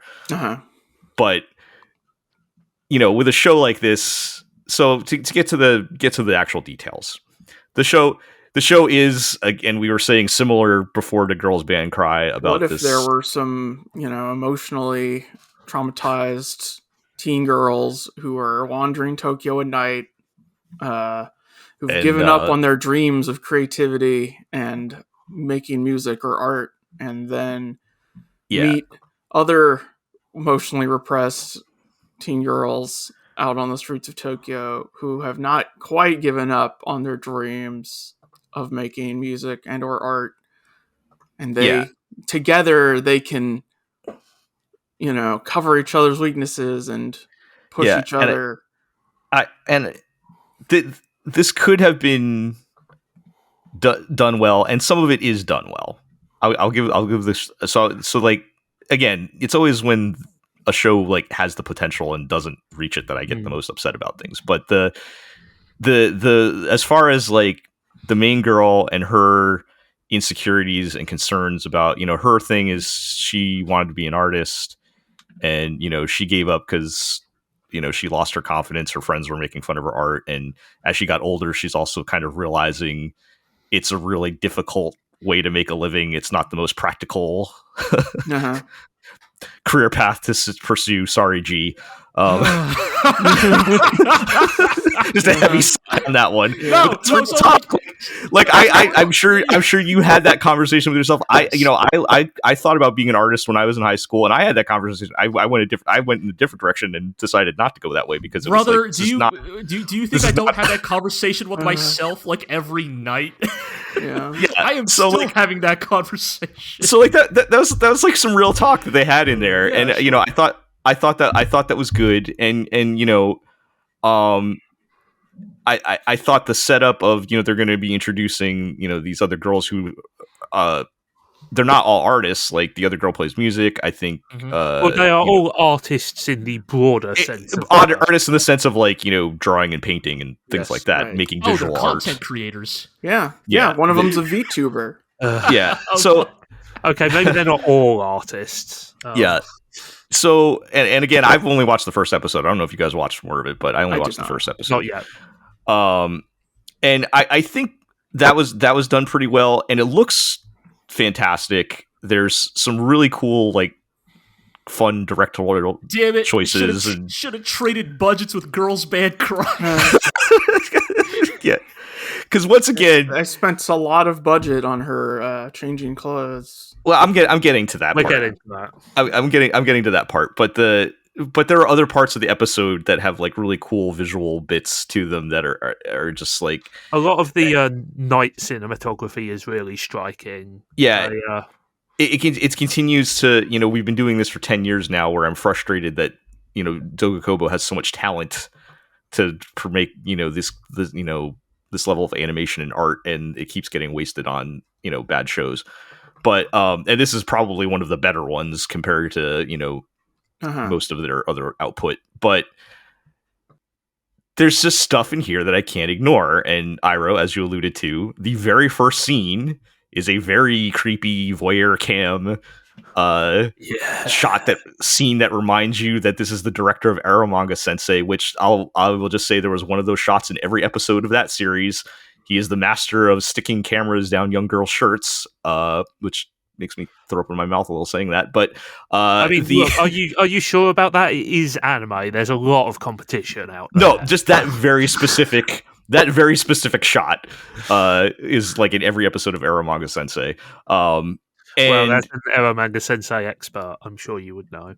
Yes, I did. I did hate watch that. #hate watch. But the. But my point is, so and there's a couple other like kind of borderline creepy shots throughout the episode, but that was like it's really weird that they start off with the full on creepy. Exactly, you're like setting the tone right away. That's not weird at all. I guess I'm a little curious because, like, obviously the way you guys have described the premise, right? It's like, I mean, in some regards, it sounds like the show should be even more relatable to me than Girls Band Cry. But so, like, are the failings simply just that it is lecherous and voyeuristic, or are there also, because on some level, not that I'm defending it, right? But it's like on some level, that's anime. It's that's the sometimes most part and parcel, but like that's the most. I feel like that's the most obvious failing of it. Are there like actual narrative or there are structural failings? narrative and structural Yeah. failings. See, that's kind of what I'm more curious about. So I'm starting with that one because that's the one that everybody acknowledges is like, why is this even here, right? And that's one of the main things that people are just like blanking out and just like, well, just pretend that didn't happen. And I guess you can kind of do that, but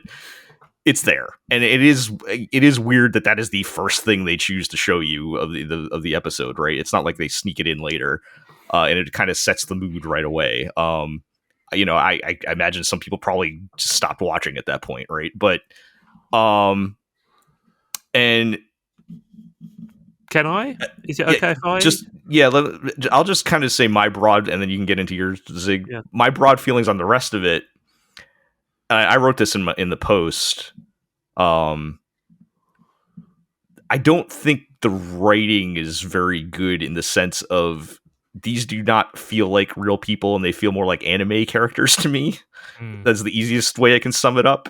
And Zig, if you have more detailed thoughts on that, go for it. I think you've effectively summarized the key issue there, but I think it feels very superficial. That's the problem. Yeah, it is just so weird.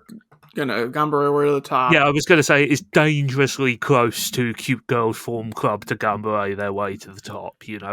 I think that there's a lot of potential here to explore. The difficulties of creating public art, and even though I joke about the VTuber character, I think that there's a lot of potential in that as well, in the sense of the idea of having to put on this public persona for that kind of thing. But I'm not very confident in the show's ability to deliver experiences of that depth, because the presentation in this first episode is kind of almost facile. It's like, main character wanders around a bit, then she sees this girl and she's enthused, and then she runs away, but then she comes back and suddenly everything is good and great, and they're going to become a cool artists collective, and it's just very paint by numbers almost. And to paraphrase what Artemis also wrote in our post, it was like, this feels like a show written by men for men, about even though it is about teenage girls. And I talked about earlier with Girls Band Cry, and by extension Bochi, like those experiences felt like they were coming from an author that experienced them before. This does not. Right. This feels like somebody imagining what this would be like and trying to commit it to paper, which is not always impossible to do. But it feels inauthentic here. And it feels that is a kiss of death to something. And in this specific type of story framework, that can actually be. I mean, it's why I said the thing I liked about Girls Band Cry was that it wasn't patronizing about the whole like trying to be creative in a world that feels difficult. Right. Like, I really dislike works that are like, yeah, you can be creative if you just try your best, and it's like, motherfucker, every creative is not already trying their best. Put yourself in the right mindset. I think it's like because like the main girl's like in junior high or whatever, she was so good at drawing that they put her drawing as like a mural outside, like on the wall on the street or whatever. And then but her friends said it was weird one time, and she quit being an artist forever. Right? Yeah, also, that's like so weird. I feel like, man, what kind of friends you got if they're not like willing to at least like gas you up, even if they don't mean it? It does feel like they're going in the direction of the if you work hard and with the power of friendship, you will be successful no matter what. And it feels a little histrionic and shallow in the way that bad anime writing is histrionic and shallow. Look, I get it. When you're younger, those kind of things do cut deeper, and I don't mean to downplay how difficult it is to struggle against negative criticism, but also, don't throw the baby out with the bathwater. Right. Yeah.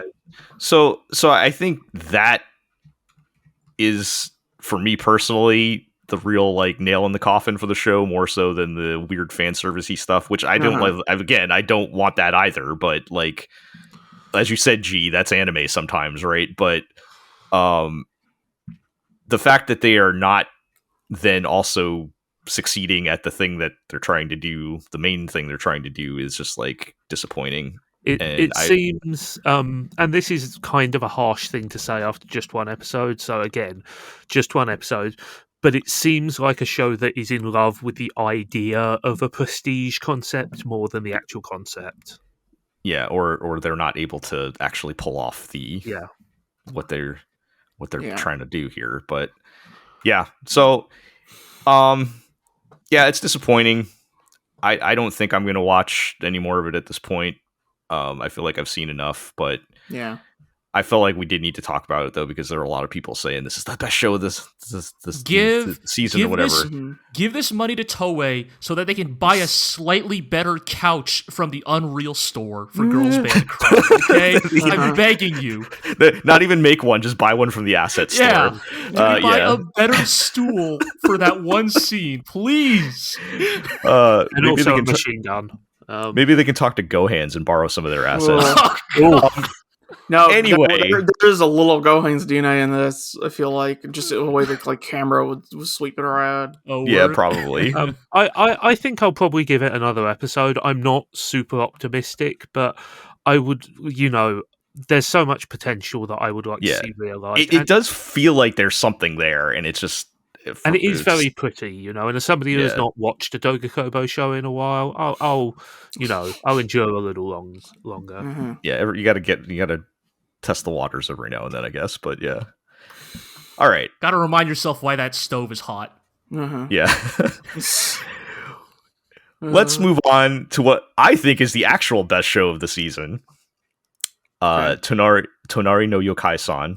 It has not received a localized title. I guess if it did, it would be what? Yeah, next door my neighbor. my neighbor. My neighbor Yokai-san, or my Yeah. Yokai neighbors would probably plural would be more appropriate for the show. So I talked about this briefly on the preview show because it caught my attention because it just looked like a fun kind of chill slice of life show, and I was surprised to find that it is that, but a lot more than I was expecting. This has something to it.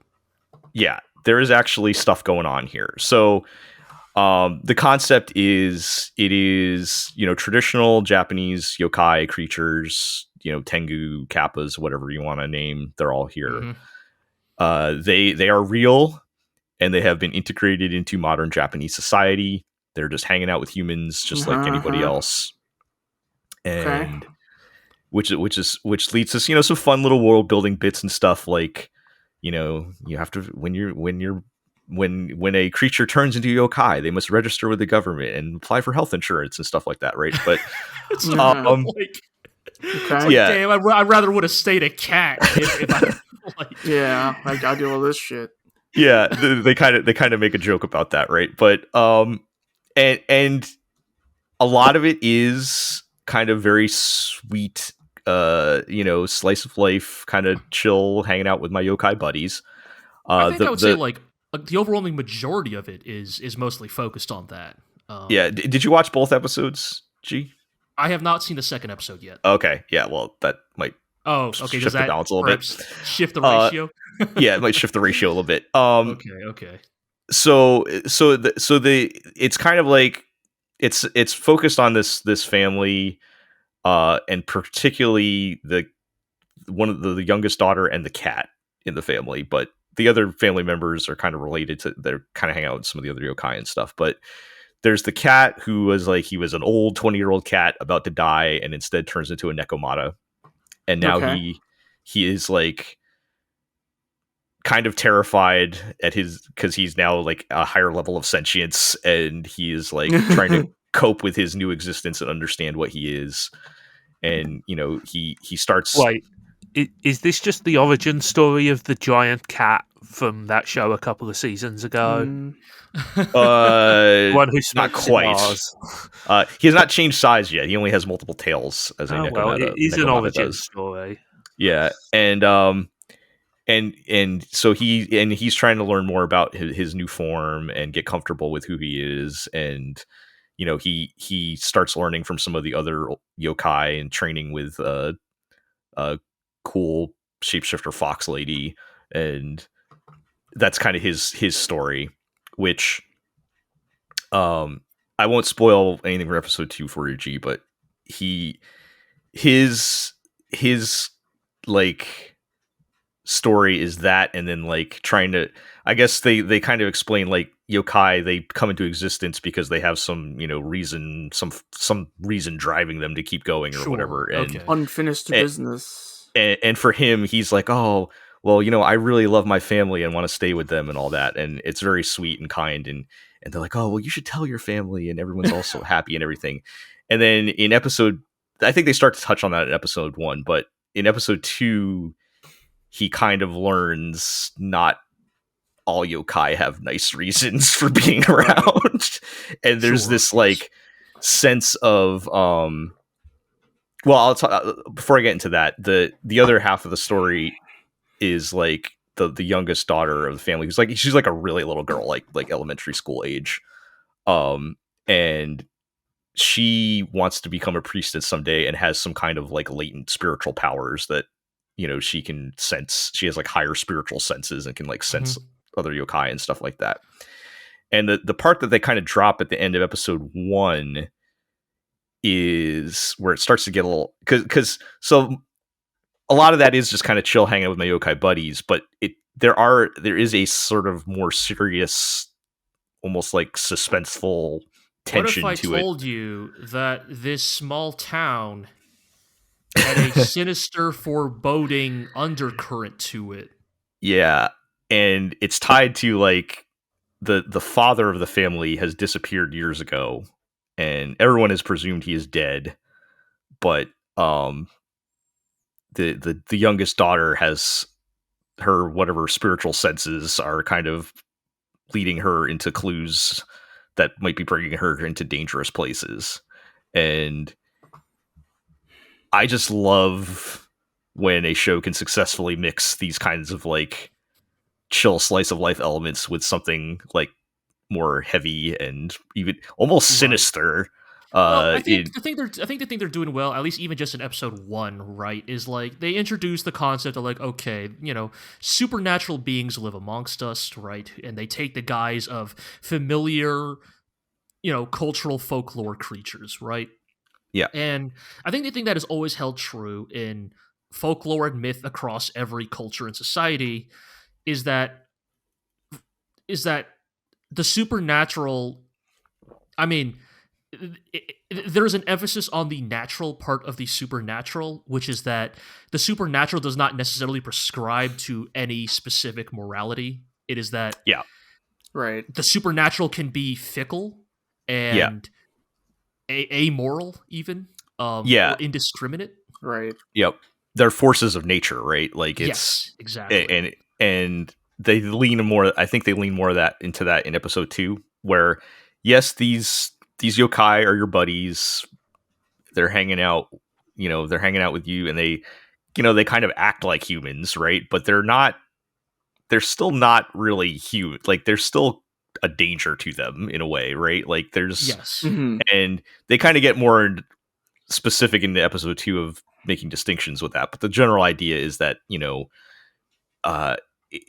they are still, creatures of nature, right? Like there's a certain dangerous element to that, and I just feel like they put that in really good to where it's like the slice of life side that is like endearing you to the characters makes the kind of more dangerous elements I think feel more impactful. The thing I like, especially with episode 1, which is the only one I've watched, is that they kind of introduce the elements fairly organically, right? Because they set it up as you're first introduced to the concept of, okay, yokai live amongst us, right? And then the way you find out that the girl's father has disappeared is that they're specifically performing a ritual to return Grandpa's spirit to the household, which I think is like based on like fairly like real folklore traditions in multiple places in East Asia, right? It's like, oh, this day of the year, right? You pray at the altar because Grandpa's coming back to eat some oranges off the altar. And it's initially set up as a very kind of benign thing, right? It's like, oh, look, we're welcoming Grandpa back home. He's one day back from the spirit realm, right? we'll pray at the altar, and the girl who is more spiritually aware actually sees like the spirit of her grandpa kind of like flitting in and out of like her peripheral vision. She's like, "Oh, grandpa went to the TV room." It's so good. They're It's like they do the thing where you never actually really see him. It's just like out of the corner of your eye. Right.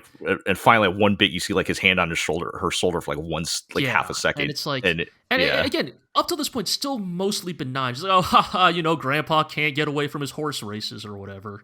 Right. And then the daughter, and she's the only one that can see him, right? Like can actually see him. Yeah. Like finally says, like, "Why didn't you bring Dad with you?" Like, and that's your first time. That's your first time. That's how it's revealed to you, right? Yeah. And it's but that's a great example of like how good like the storytelling of it is, right? Like it's not we're not doing a lot of info dumping here. It's like you said, organic to the story. And I feel like episode 2 just was a great follow up to 1. It went. I'll have to check it out. I'm glad they went to look at this. I'm glad they went in the direction of, because I still was feeling like it's going to be 90% hanging with my yokai bros, and I would still say the majority of that is still true, but it's still more balanced than in a way that I'm very happy about. It is cool to discover a show that I checked out purely because I was like, yeah, fuck it, all right. Actually has like some substance to it. Like, and I was just expecting, chill show to watch, and it'll be my one weird thing I talk about every week. I ain't gonna front. I only watched the first episode of this because, like many of us, after watching Tim Rogers' video about Boku no Natsuyasumi, I too have become Inaka-pilled. Yeah, of course. Let me watch some small town Japanese hijinks and japes. Yep. There's something to this one, to be sure. There's more going on though, which is, and I like it. It's always fun when we get a weird, like, completely unexpected surprise. Usually one surprise a season, right? Yeah. I guess I said there wasn't any, like, big surprises this season, and maybe the reason I said that is because, like, Tonari no Yokai-san is not necessarily... This is not your, like, erased sort of, like, big, grand declaration that we're going to be doing something here. It's much... And I did have it on our preview show. Low-key than that. Right. Yeah. Yeah, I did have it on our preview show, so like I was aware of it at least, but it just was more than I was expecting. Yeah. Okay. All right. Well, I will not say the same about Grandpa and Grandma Turn Young again. I just wanted to mention this because, this is another one that sounded like a good idea, and just did not happen. This is just a stock isekai plot. Kind of, yeah. It's not even like I'm not saying this show is that. I'm saying the premise of this show is a stock isekai plot. In a way, yeah, it kind of is. But the idea is, the title says it all. Grandpa and Grandma find a magic apple in their garden. They eat it and they turn young again. And that could be, I feel like, a good premise for a slice of life comedy where you could explore what it's like being, a person with the maturity and life experience of someone, in their 80s, now given the body of a 20-year-old, and what would you do with that? What kind of past regrets would you be able to, iron out, or do things that you never got to do? And they're not this isn't engaging with any of that. Isn't this another one of those anime that's based on like a web manga where the chapters are 3 to 4 pages? Oh, is it? And it's maybe, I don't know. I don't care. It's just it's the only, so it's funny because like they already only have technically like one joke, but you could spin that joke in a lot of different ways, right?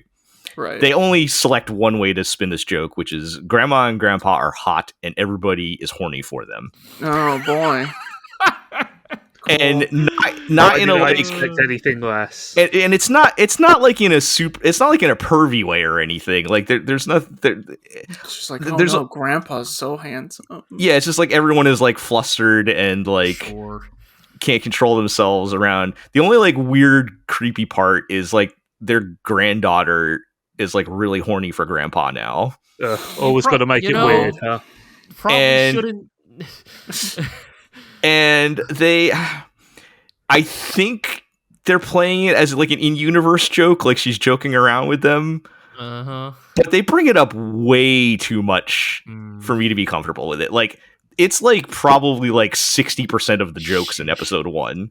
And that is a shame. I feel like I had read some chapters that seemed to get more into the like, maybe newfound lease on life, but maybe those were like the occasional good ones, and maybe the rest of this, like, I guess it might be less egregious if you're like blowing through quick chapters, right? If you're just like blowing through quick chapters of the manga, it might feel less, but. It's just disappointing. I don't really need to say much more about it, and we got to keep moving. But I felt like it was one of those shows that seemed like people might be checking it out because it's a fun concept, and I'm just telling you they don't go anywhere with it. So this is not the one to go to if you're Inaka pilled, if you need your fix of small town Japanese japes. Yeah. Sayonara. Yeah. Go watch I don't know, Higurashi if you need that. Sure. All right. Let's talk about the surprisingly, at least I couldn't find where to watch this, not licensed Blue Archive anime. I if there is somewhere to watch it, I couldn't find it legally anyway. This is definitely one of the shows that... on any of the TVs. So G and Iroh, you also flew to Japan while you were in Japan. You watched this as well. Yes, we did. And I'm disappointed because I did want to watch this, and I ran out of time to find it. You sure you want to watch this, Joe? I just wanted to watch the first episode to see what it was like. You sure you want to watch Blue Archive, the animation? I just wanted to see what it was like. 24 minutes of your life and watch Blue Archive, the animation. Gosh, you're the one who offered to watch it. I was going to do it myself, but you are the one who brought it up, Euro. How many minutes of your life do you spend on Blue Archive, the phone game, every day, Joe? It's like... I don't play anymore. I retired. How many minutes did you used to spend playing Blue Archive every day? It's a very easy to manage game, so I don't know, like 15, 20 minutes. How long? Does that sound about right, G? That's about right. It's a real Stockholm syndrome kicking in there, so, defending. Would you want to spend that much time on Blue Archive, the animation? Just out of curiosity, would you rather do your dailies? I do have other games I need to do my dailies on, but yes, I just wanted to know what direction they were going with this because there are many ways I don't know because I don't know about Blue Archive. Any bunny girls this entire 24 minutes? Oh, they went straight to the bunny girls, huh? I didn't see any. No, I kept having to tell Eero, no, bunny girls are at best season 2. Why am I even here? But no, in all seriousness, so yes, Blue Archive, the animation, the adaptation of the hit Korean mobile gacha game. Wait, it's Korean? Girls with Yes. It's published by Nexon. Yes. Oh right, I guess China and Korea are making all the big gacha games these days. Yeah. So they have gone the route of adapting the main story. Right, episode 1 literally starts out at Abydos High School and introduces the members of the Abydos Foreclosure Task Force. The five girls trying to save their comically poor school. You've got your peppy girl, you have your emotionless girl, you have your Richo Josama girl, you have your sleepy girl. You've got your regular girl. The smart one. Yeah, right. Yes, the bookish one. Yeah. Yep. Anyways, so like the thing I would say about like Blue Archive is like in terms of its individual pieces, it's not a terrible way to introduce Blue Archive. I mean, they introduce the characters as like kind of stock as they are. They set up the world building of this world is run by in an almost Kill la Kill-esque manner, right? The world is basically run by schools with the powers of nation states. The girls can't be killed by gunfire. Sensei is here to help out his students, right? It's all very... If they can't be killed, then why does everybody carry guns? To shoot each other. Well, they can't be permanently killed. It's when I watched the show, it's like they would shoot out the glass in the helmets, and the girls treat this like they had their skirts pulled away. Basically, Yeah. they go, I'm so embarrassed that all these glass shards are in my eye, and then they're out of the fight. Yeah, I mean, That's all on mine. I'm like, okay. I guess. I mean, in many ways, right, it's just trying. It is establishing that like the world of Blue Archive is, at least at this point in the story, relatively low stakes. Right. And I had this thought while watching this that I was like, oh, is this the same reason why the Girls Frontline anime doesn't work? Why the Arknights anime doesn't work? And even more outsized than that, I thought about like other. I was like, this is probably going to run into the same issues that you would run into if you were trying to adapt, like, say, World of Warcraft or Destiny into a TV show. Which is like, yes, there may be legitimately great story and character beats in this very long-running media. But if you were to adapt it chronologically as a serial, like, narrative, you're going to be dragging people through a lot of like inconsequential fluff, I feel like those watch an specifically anime where I did like 7 raids in a row over and over again. I feel like specifically with Blue Archive though, the way that like the tone of the show, I feel like you could have made like a goofy anime comedy out of it. Like, I think so, and I think that it's not entirely out of the question, but I would say that the first episode feels very like by the book, very color by numbers. Like it is competently adapting. It sure is competently adapting the first, like, I don't know, like 6 chapters of the like VN story mode of Blue Archive. Just now it's animated, and it looks decent enough. This is not a Girls Frontline-esque like complete disaster, but yeah. But then, neither is it. These people have more money than God. No, this is not a Fate Go situation. Yeah. This is not Grand Blue. Like, it's a competent adaptation, and then the episode ends, and they show the OP. And now the actual thing I have to say about the Blue Archive anime is, wow, what a really neat, cool 90-second short film. And also, I guess there's 19 minutes of something else attached to it? Weird. Oh no. It's almost like this is an advert or something. Yes. I would say in many regards the OP is like a legitimately better like encapsulation of Blue Archive's appeal than the actual anime. Because like the OP looks much better, but also the OP leans much more into the like the appeal of Blue Archive being this like slice of life, wacky hijinks, girls with guns going on adventures vibe. And OP kind of opened my eyes. It made me realize, oh no, this is how good it could have been. So just watch the OP. Could it have ever been that good? No, because like that OP is like lavishly animated. It's probably the nicest looking OP of the season, like bar none. But like, yeah, that makes sense because it's 90 seconds. You probably couldn't make a 22-minute episode of anime look that good.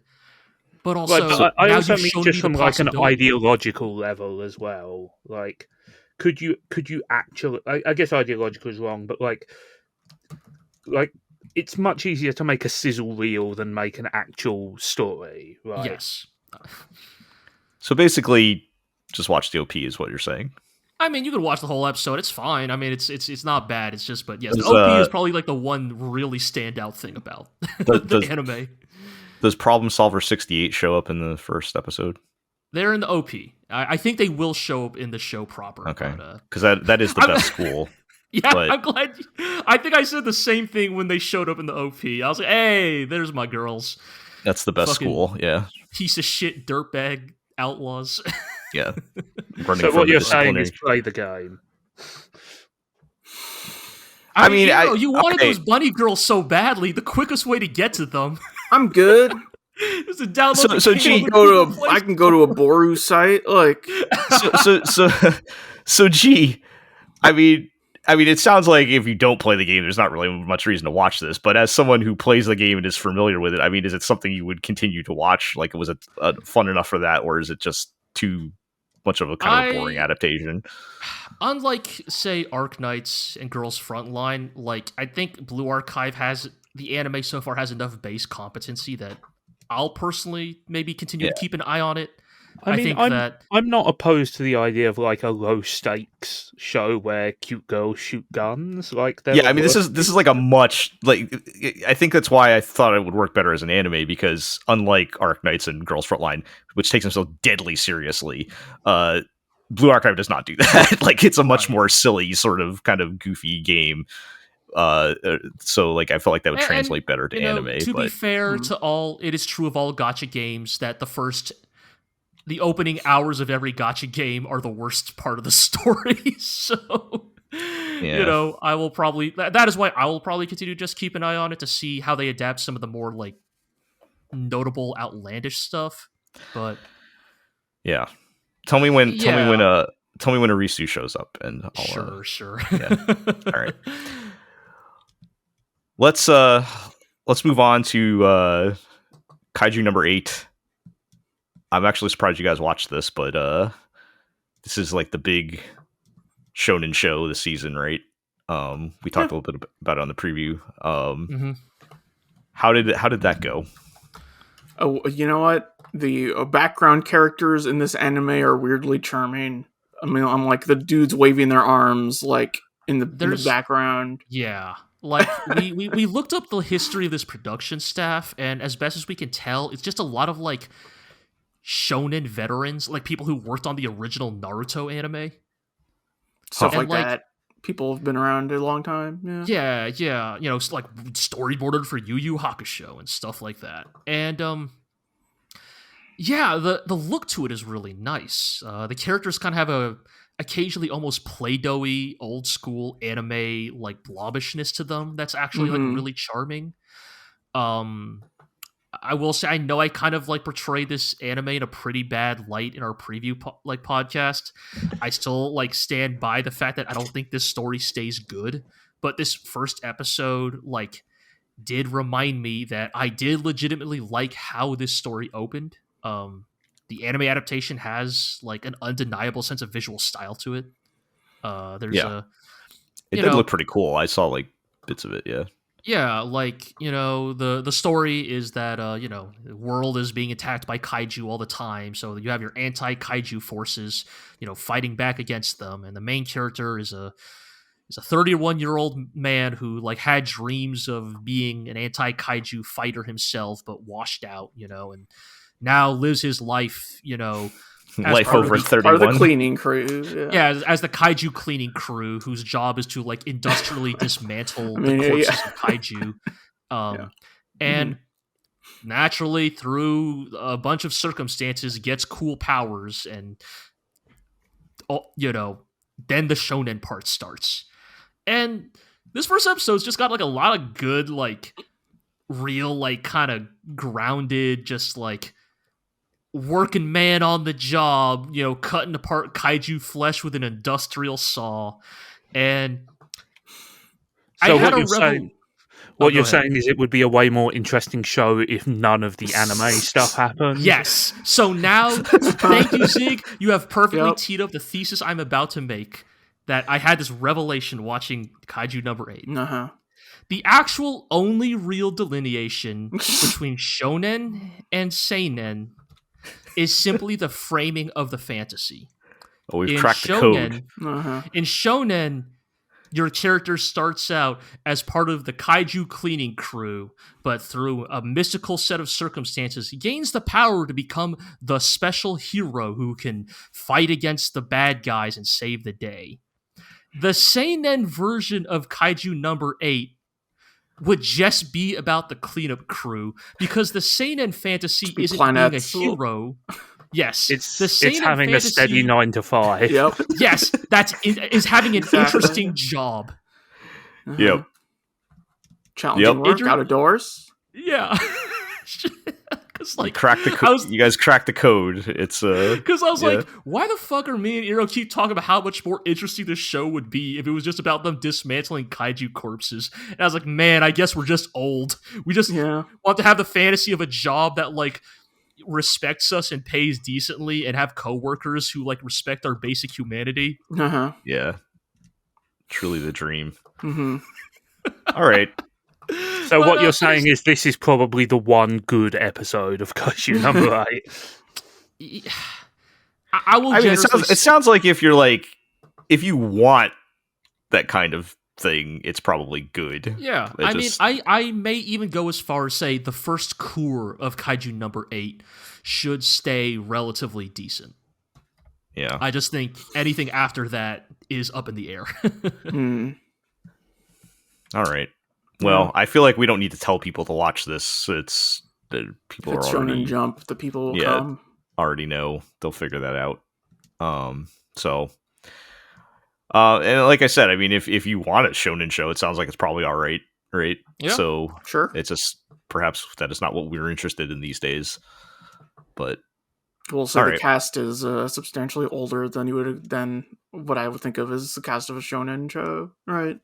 Right. Yes. And that's true. You said the main guy adults. was. Yeah. That is interesting. Yeah, it's like mid-20s to early 30s seems instead to be of 12 to 15. Right. right. Yeah. All right. Well, last show on our list, Train to the End of the World. I did not have time to watch this, so I'm going to have to rely on you all to talk about this, but it sounded like something. What? 7G is turning the frogs gay. Oh my goodness. Yes, the start of this show is somebody pushes the button to turn on our new 7G network and reality shatters, right? Yes. Everything shifts. Years pass. The world is now a strange and different place. And, our principal cast of 4 cute girls live in their weird little town where the second you become an adult, second you turn 21, you turn into an animal. Talking animal. Okay. And they decide that, so the narrative like drive of it is that the girl who pushed the 7G button was a classmate of these. I guess these are also 4 girls in a small town, huh? We really are Enoch uphill this season. Yeah. More like PA Works pill. Yes, and this so is these the 4 Shirobako girls, people. Yes, yeah, it is. And so these 4 girls like see a newspaper article that shows that their classmate is still alive in the post shattering of reality, and decide to I guess take the long defunct train in their town all the way to Ikebukuro. Yep. Which used to be just an hour, but now with reality out to lunch, who knows how long it'll take? Perhaps it'll take about 3 months. Right. About the span of your average anime season. So there was some kind of potentially interesting hooks here, right? I mean, there is always the like roadside picnic stalker-esque like, surreal reality aspect of it, right? Like, again, they heavily emphasize the fact that like time and space have become inconsistent, right? Like the distances between towns are simultaneously near and far at the same time. Multiple people can link the fire in their own worlds. Yes. And the thing they're like at least selling is that every town has been like, when reality shattered, every town kind of morphed in its own way, right? The town our characters come from, as Iro said, become talking animal people. The town they've just arrived at the end of the second episode have mushrooms growing out of their heads. And I think the sell is like, it's the journey, not the destination, that they're going to take this train to different towns every week. And, sort of a Kino's Journey-esque framework of like, each town will have something going on with it. And that something going on will have something to say about society or people. See, I am super into that idea. I love. Believe me, so am I. Is there a butt here, though? Iro, how did you describe the way they talk It's very. Oh god, they talk like Nizio Isin characters. Oh, that's god. bad. Well, immediately torpedoed. Yeah, that so one. they talk in a way that's like they think they're much more clever than they actually are. Which is like the thing is like the dialogue is very snappy. The backs and forths between these very principal fast-paced. characters very quick. Like sometimes it's fun, and sometimes I'm like, shut up. Yes, like there's very little get it. rest in dialogue. Like there's very little is anything ever said and then left to linger upon. Like someone says something and then another character responds in like half a second.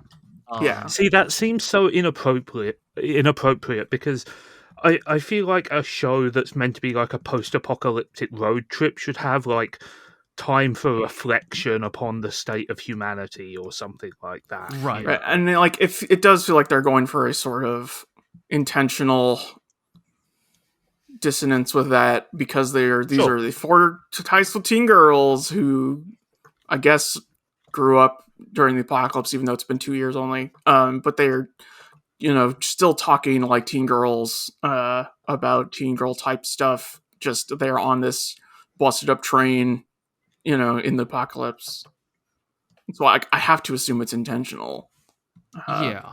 Like there is sort of that, like, yes, childhood's end, like, these girls are untainted by the sins of the world sort of angle to it. It's just like they're not They don't very talk like- likable. Yeah, I talk was going to like real say, like, people. if you want to do that, you need like a sense of wistfulness, and that generally doesn't come with being a smart aleck. It feels like they're trying to talk like real people, right? It's like, Right. but it's not, doesn't quite hit it. I was going to say the opposite. They don't talk like real people at all to You're me. right. Well, yeah, okay. What I'm saying is like, Yeah, that's what you're saying, though. It's, Yeah. they're trying to make it sound like they talk like real Right. people, the kind of inane shit that real people talk about, but it's too constructed. Like, Yes, it that's a good doesn't, way so of it doesn't putting feel natural, actually. Yeah. Also, Yeah. just like, I gotta be honest, like I said about how like I was getting a lot of those like roadside picnic vibes, but also I gotta be honest, at least 2 episodes in, they haven't really seen anything like so weird as to like really like throw me off kilter. Yeah. Like, it's all been like kind of like sub Ghibli levels of like, oh, there's a lot of water on, I don't know. Uh-huh. Oh, no. Yeah. Oh, hey, remember that scene in Spirited Away with the train? It's kind of like that, know. Yeah. I mean, Yeah. that scene famous for having a certain level of pathos. Yeah, I because will hey, guess say, what? The yeah. characters didn't fucking talk. Yeah, they lingered in it. Something this show is incapable of doing. Yeah. Yeah. So I don't know, like, I'm gonna watch the 3rd episode because they just pulled into the next town, Right. and I think like the real test of this show will be like, can you make these like one-off encounters with strange towns and travelers interesting? I don't have high hopes, but that's kind of the last thing this show might have in its deck. So Yeah. I mean, it sounds like there's, again, this is another one where it's like it's the foundation's there, the potential's there, and it's just, do they have the ability to pull it off? And it sounds like they're struggling with that. just like the idea that you're spending a road trip anime with characters you do not especially like is like the kiss of death. Right? yeah, honestly, Yeah, that's tough. So I mean, like to bring up a name, a illustrious, better show than it should have been from the GLORIO blog history. Like, we enjoyed Tactopus Destiny quite a bit because it is just a like road trip show full of weird and dumb people. Right? some of them we didn't even like, but it was like on purpose, right? Like Right, there was yeah, like yeah. like Tact is They an had some asshole, but cool like fights. yeah. But the other R.I.P. people are R.I.P. Tact, whatever the game was, because I think that shut down. just Tactopus, I think. Yeah, I think the game shut down recently, or it's I going to guess shut down. I guess this month or Tact will something. never wake up. I guess not. Yeah. No big loss. Maybe if they had released the game when the anime came out, it would have helped boost awareness of it, and not rather than waiting 3 years. But I I mean, digress. look, making games is hard. Yeah. Yeah, like to bring yeah. it back, like the last thing I'll say is that, as Iro said, a lot of Shirobako staff on this, and like, Yep. I guess it's like, obviously, like, no one person or even a couple of people necessarily are responsible, nor make the same thing every time, or even have like a consistent batting average, right? But like, it is weird because it's like, I feel like Shirobako was a show that like, okay, the Sucked. characters. I think the characters. Let's not like, open were, that one again.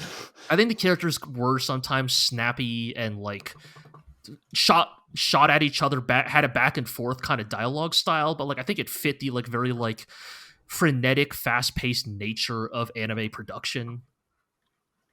Right, that's an And- environment where you want people kind of like cracking wise a lot of the time. And and being a little more on I- edge, right? Yeah. And I just think that like those don't fit this kind of show, and B, I'm not even sure I see the best version of those traits present in Train to the Yeah. End of the World. So kind of a shame on that level too. Yeah. All right. Well, I guess we'll see if that improves by episode 3, but it doesn't sound promising.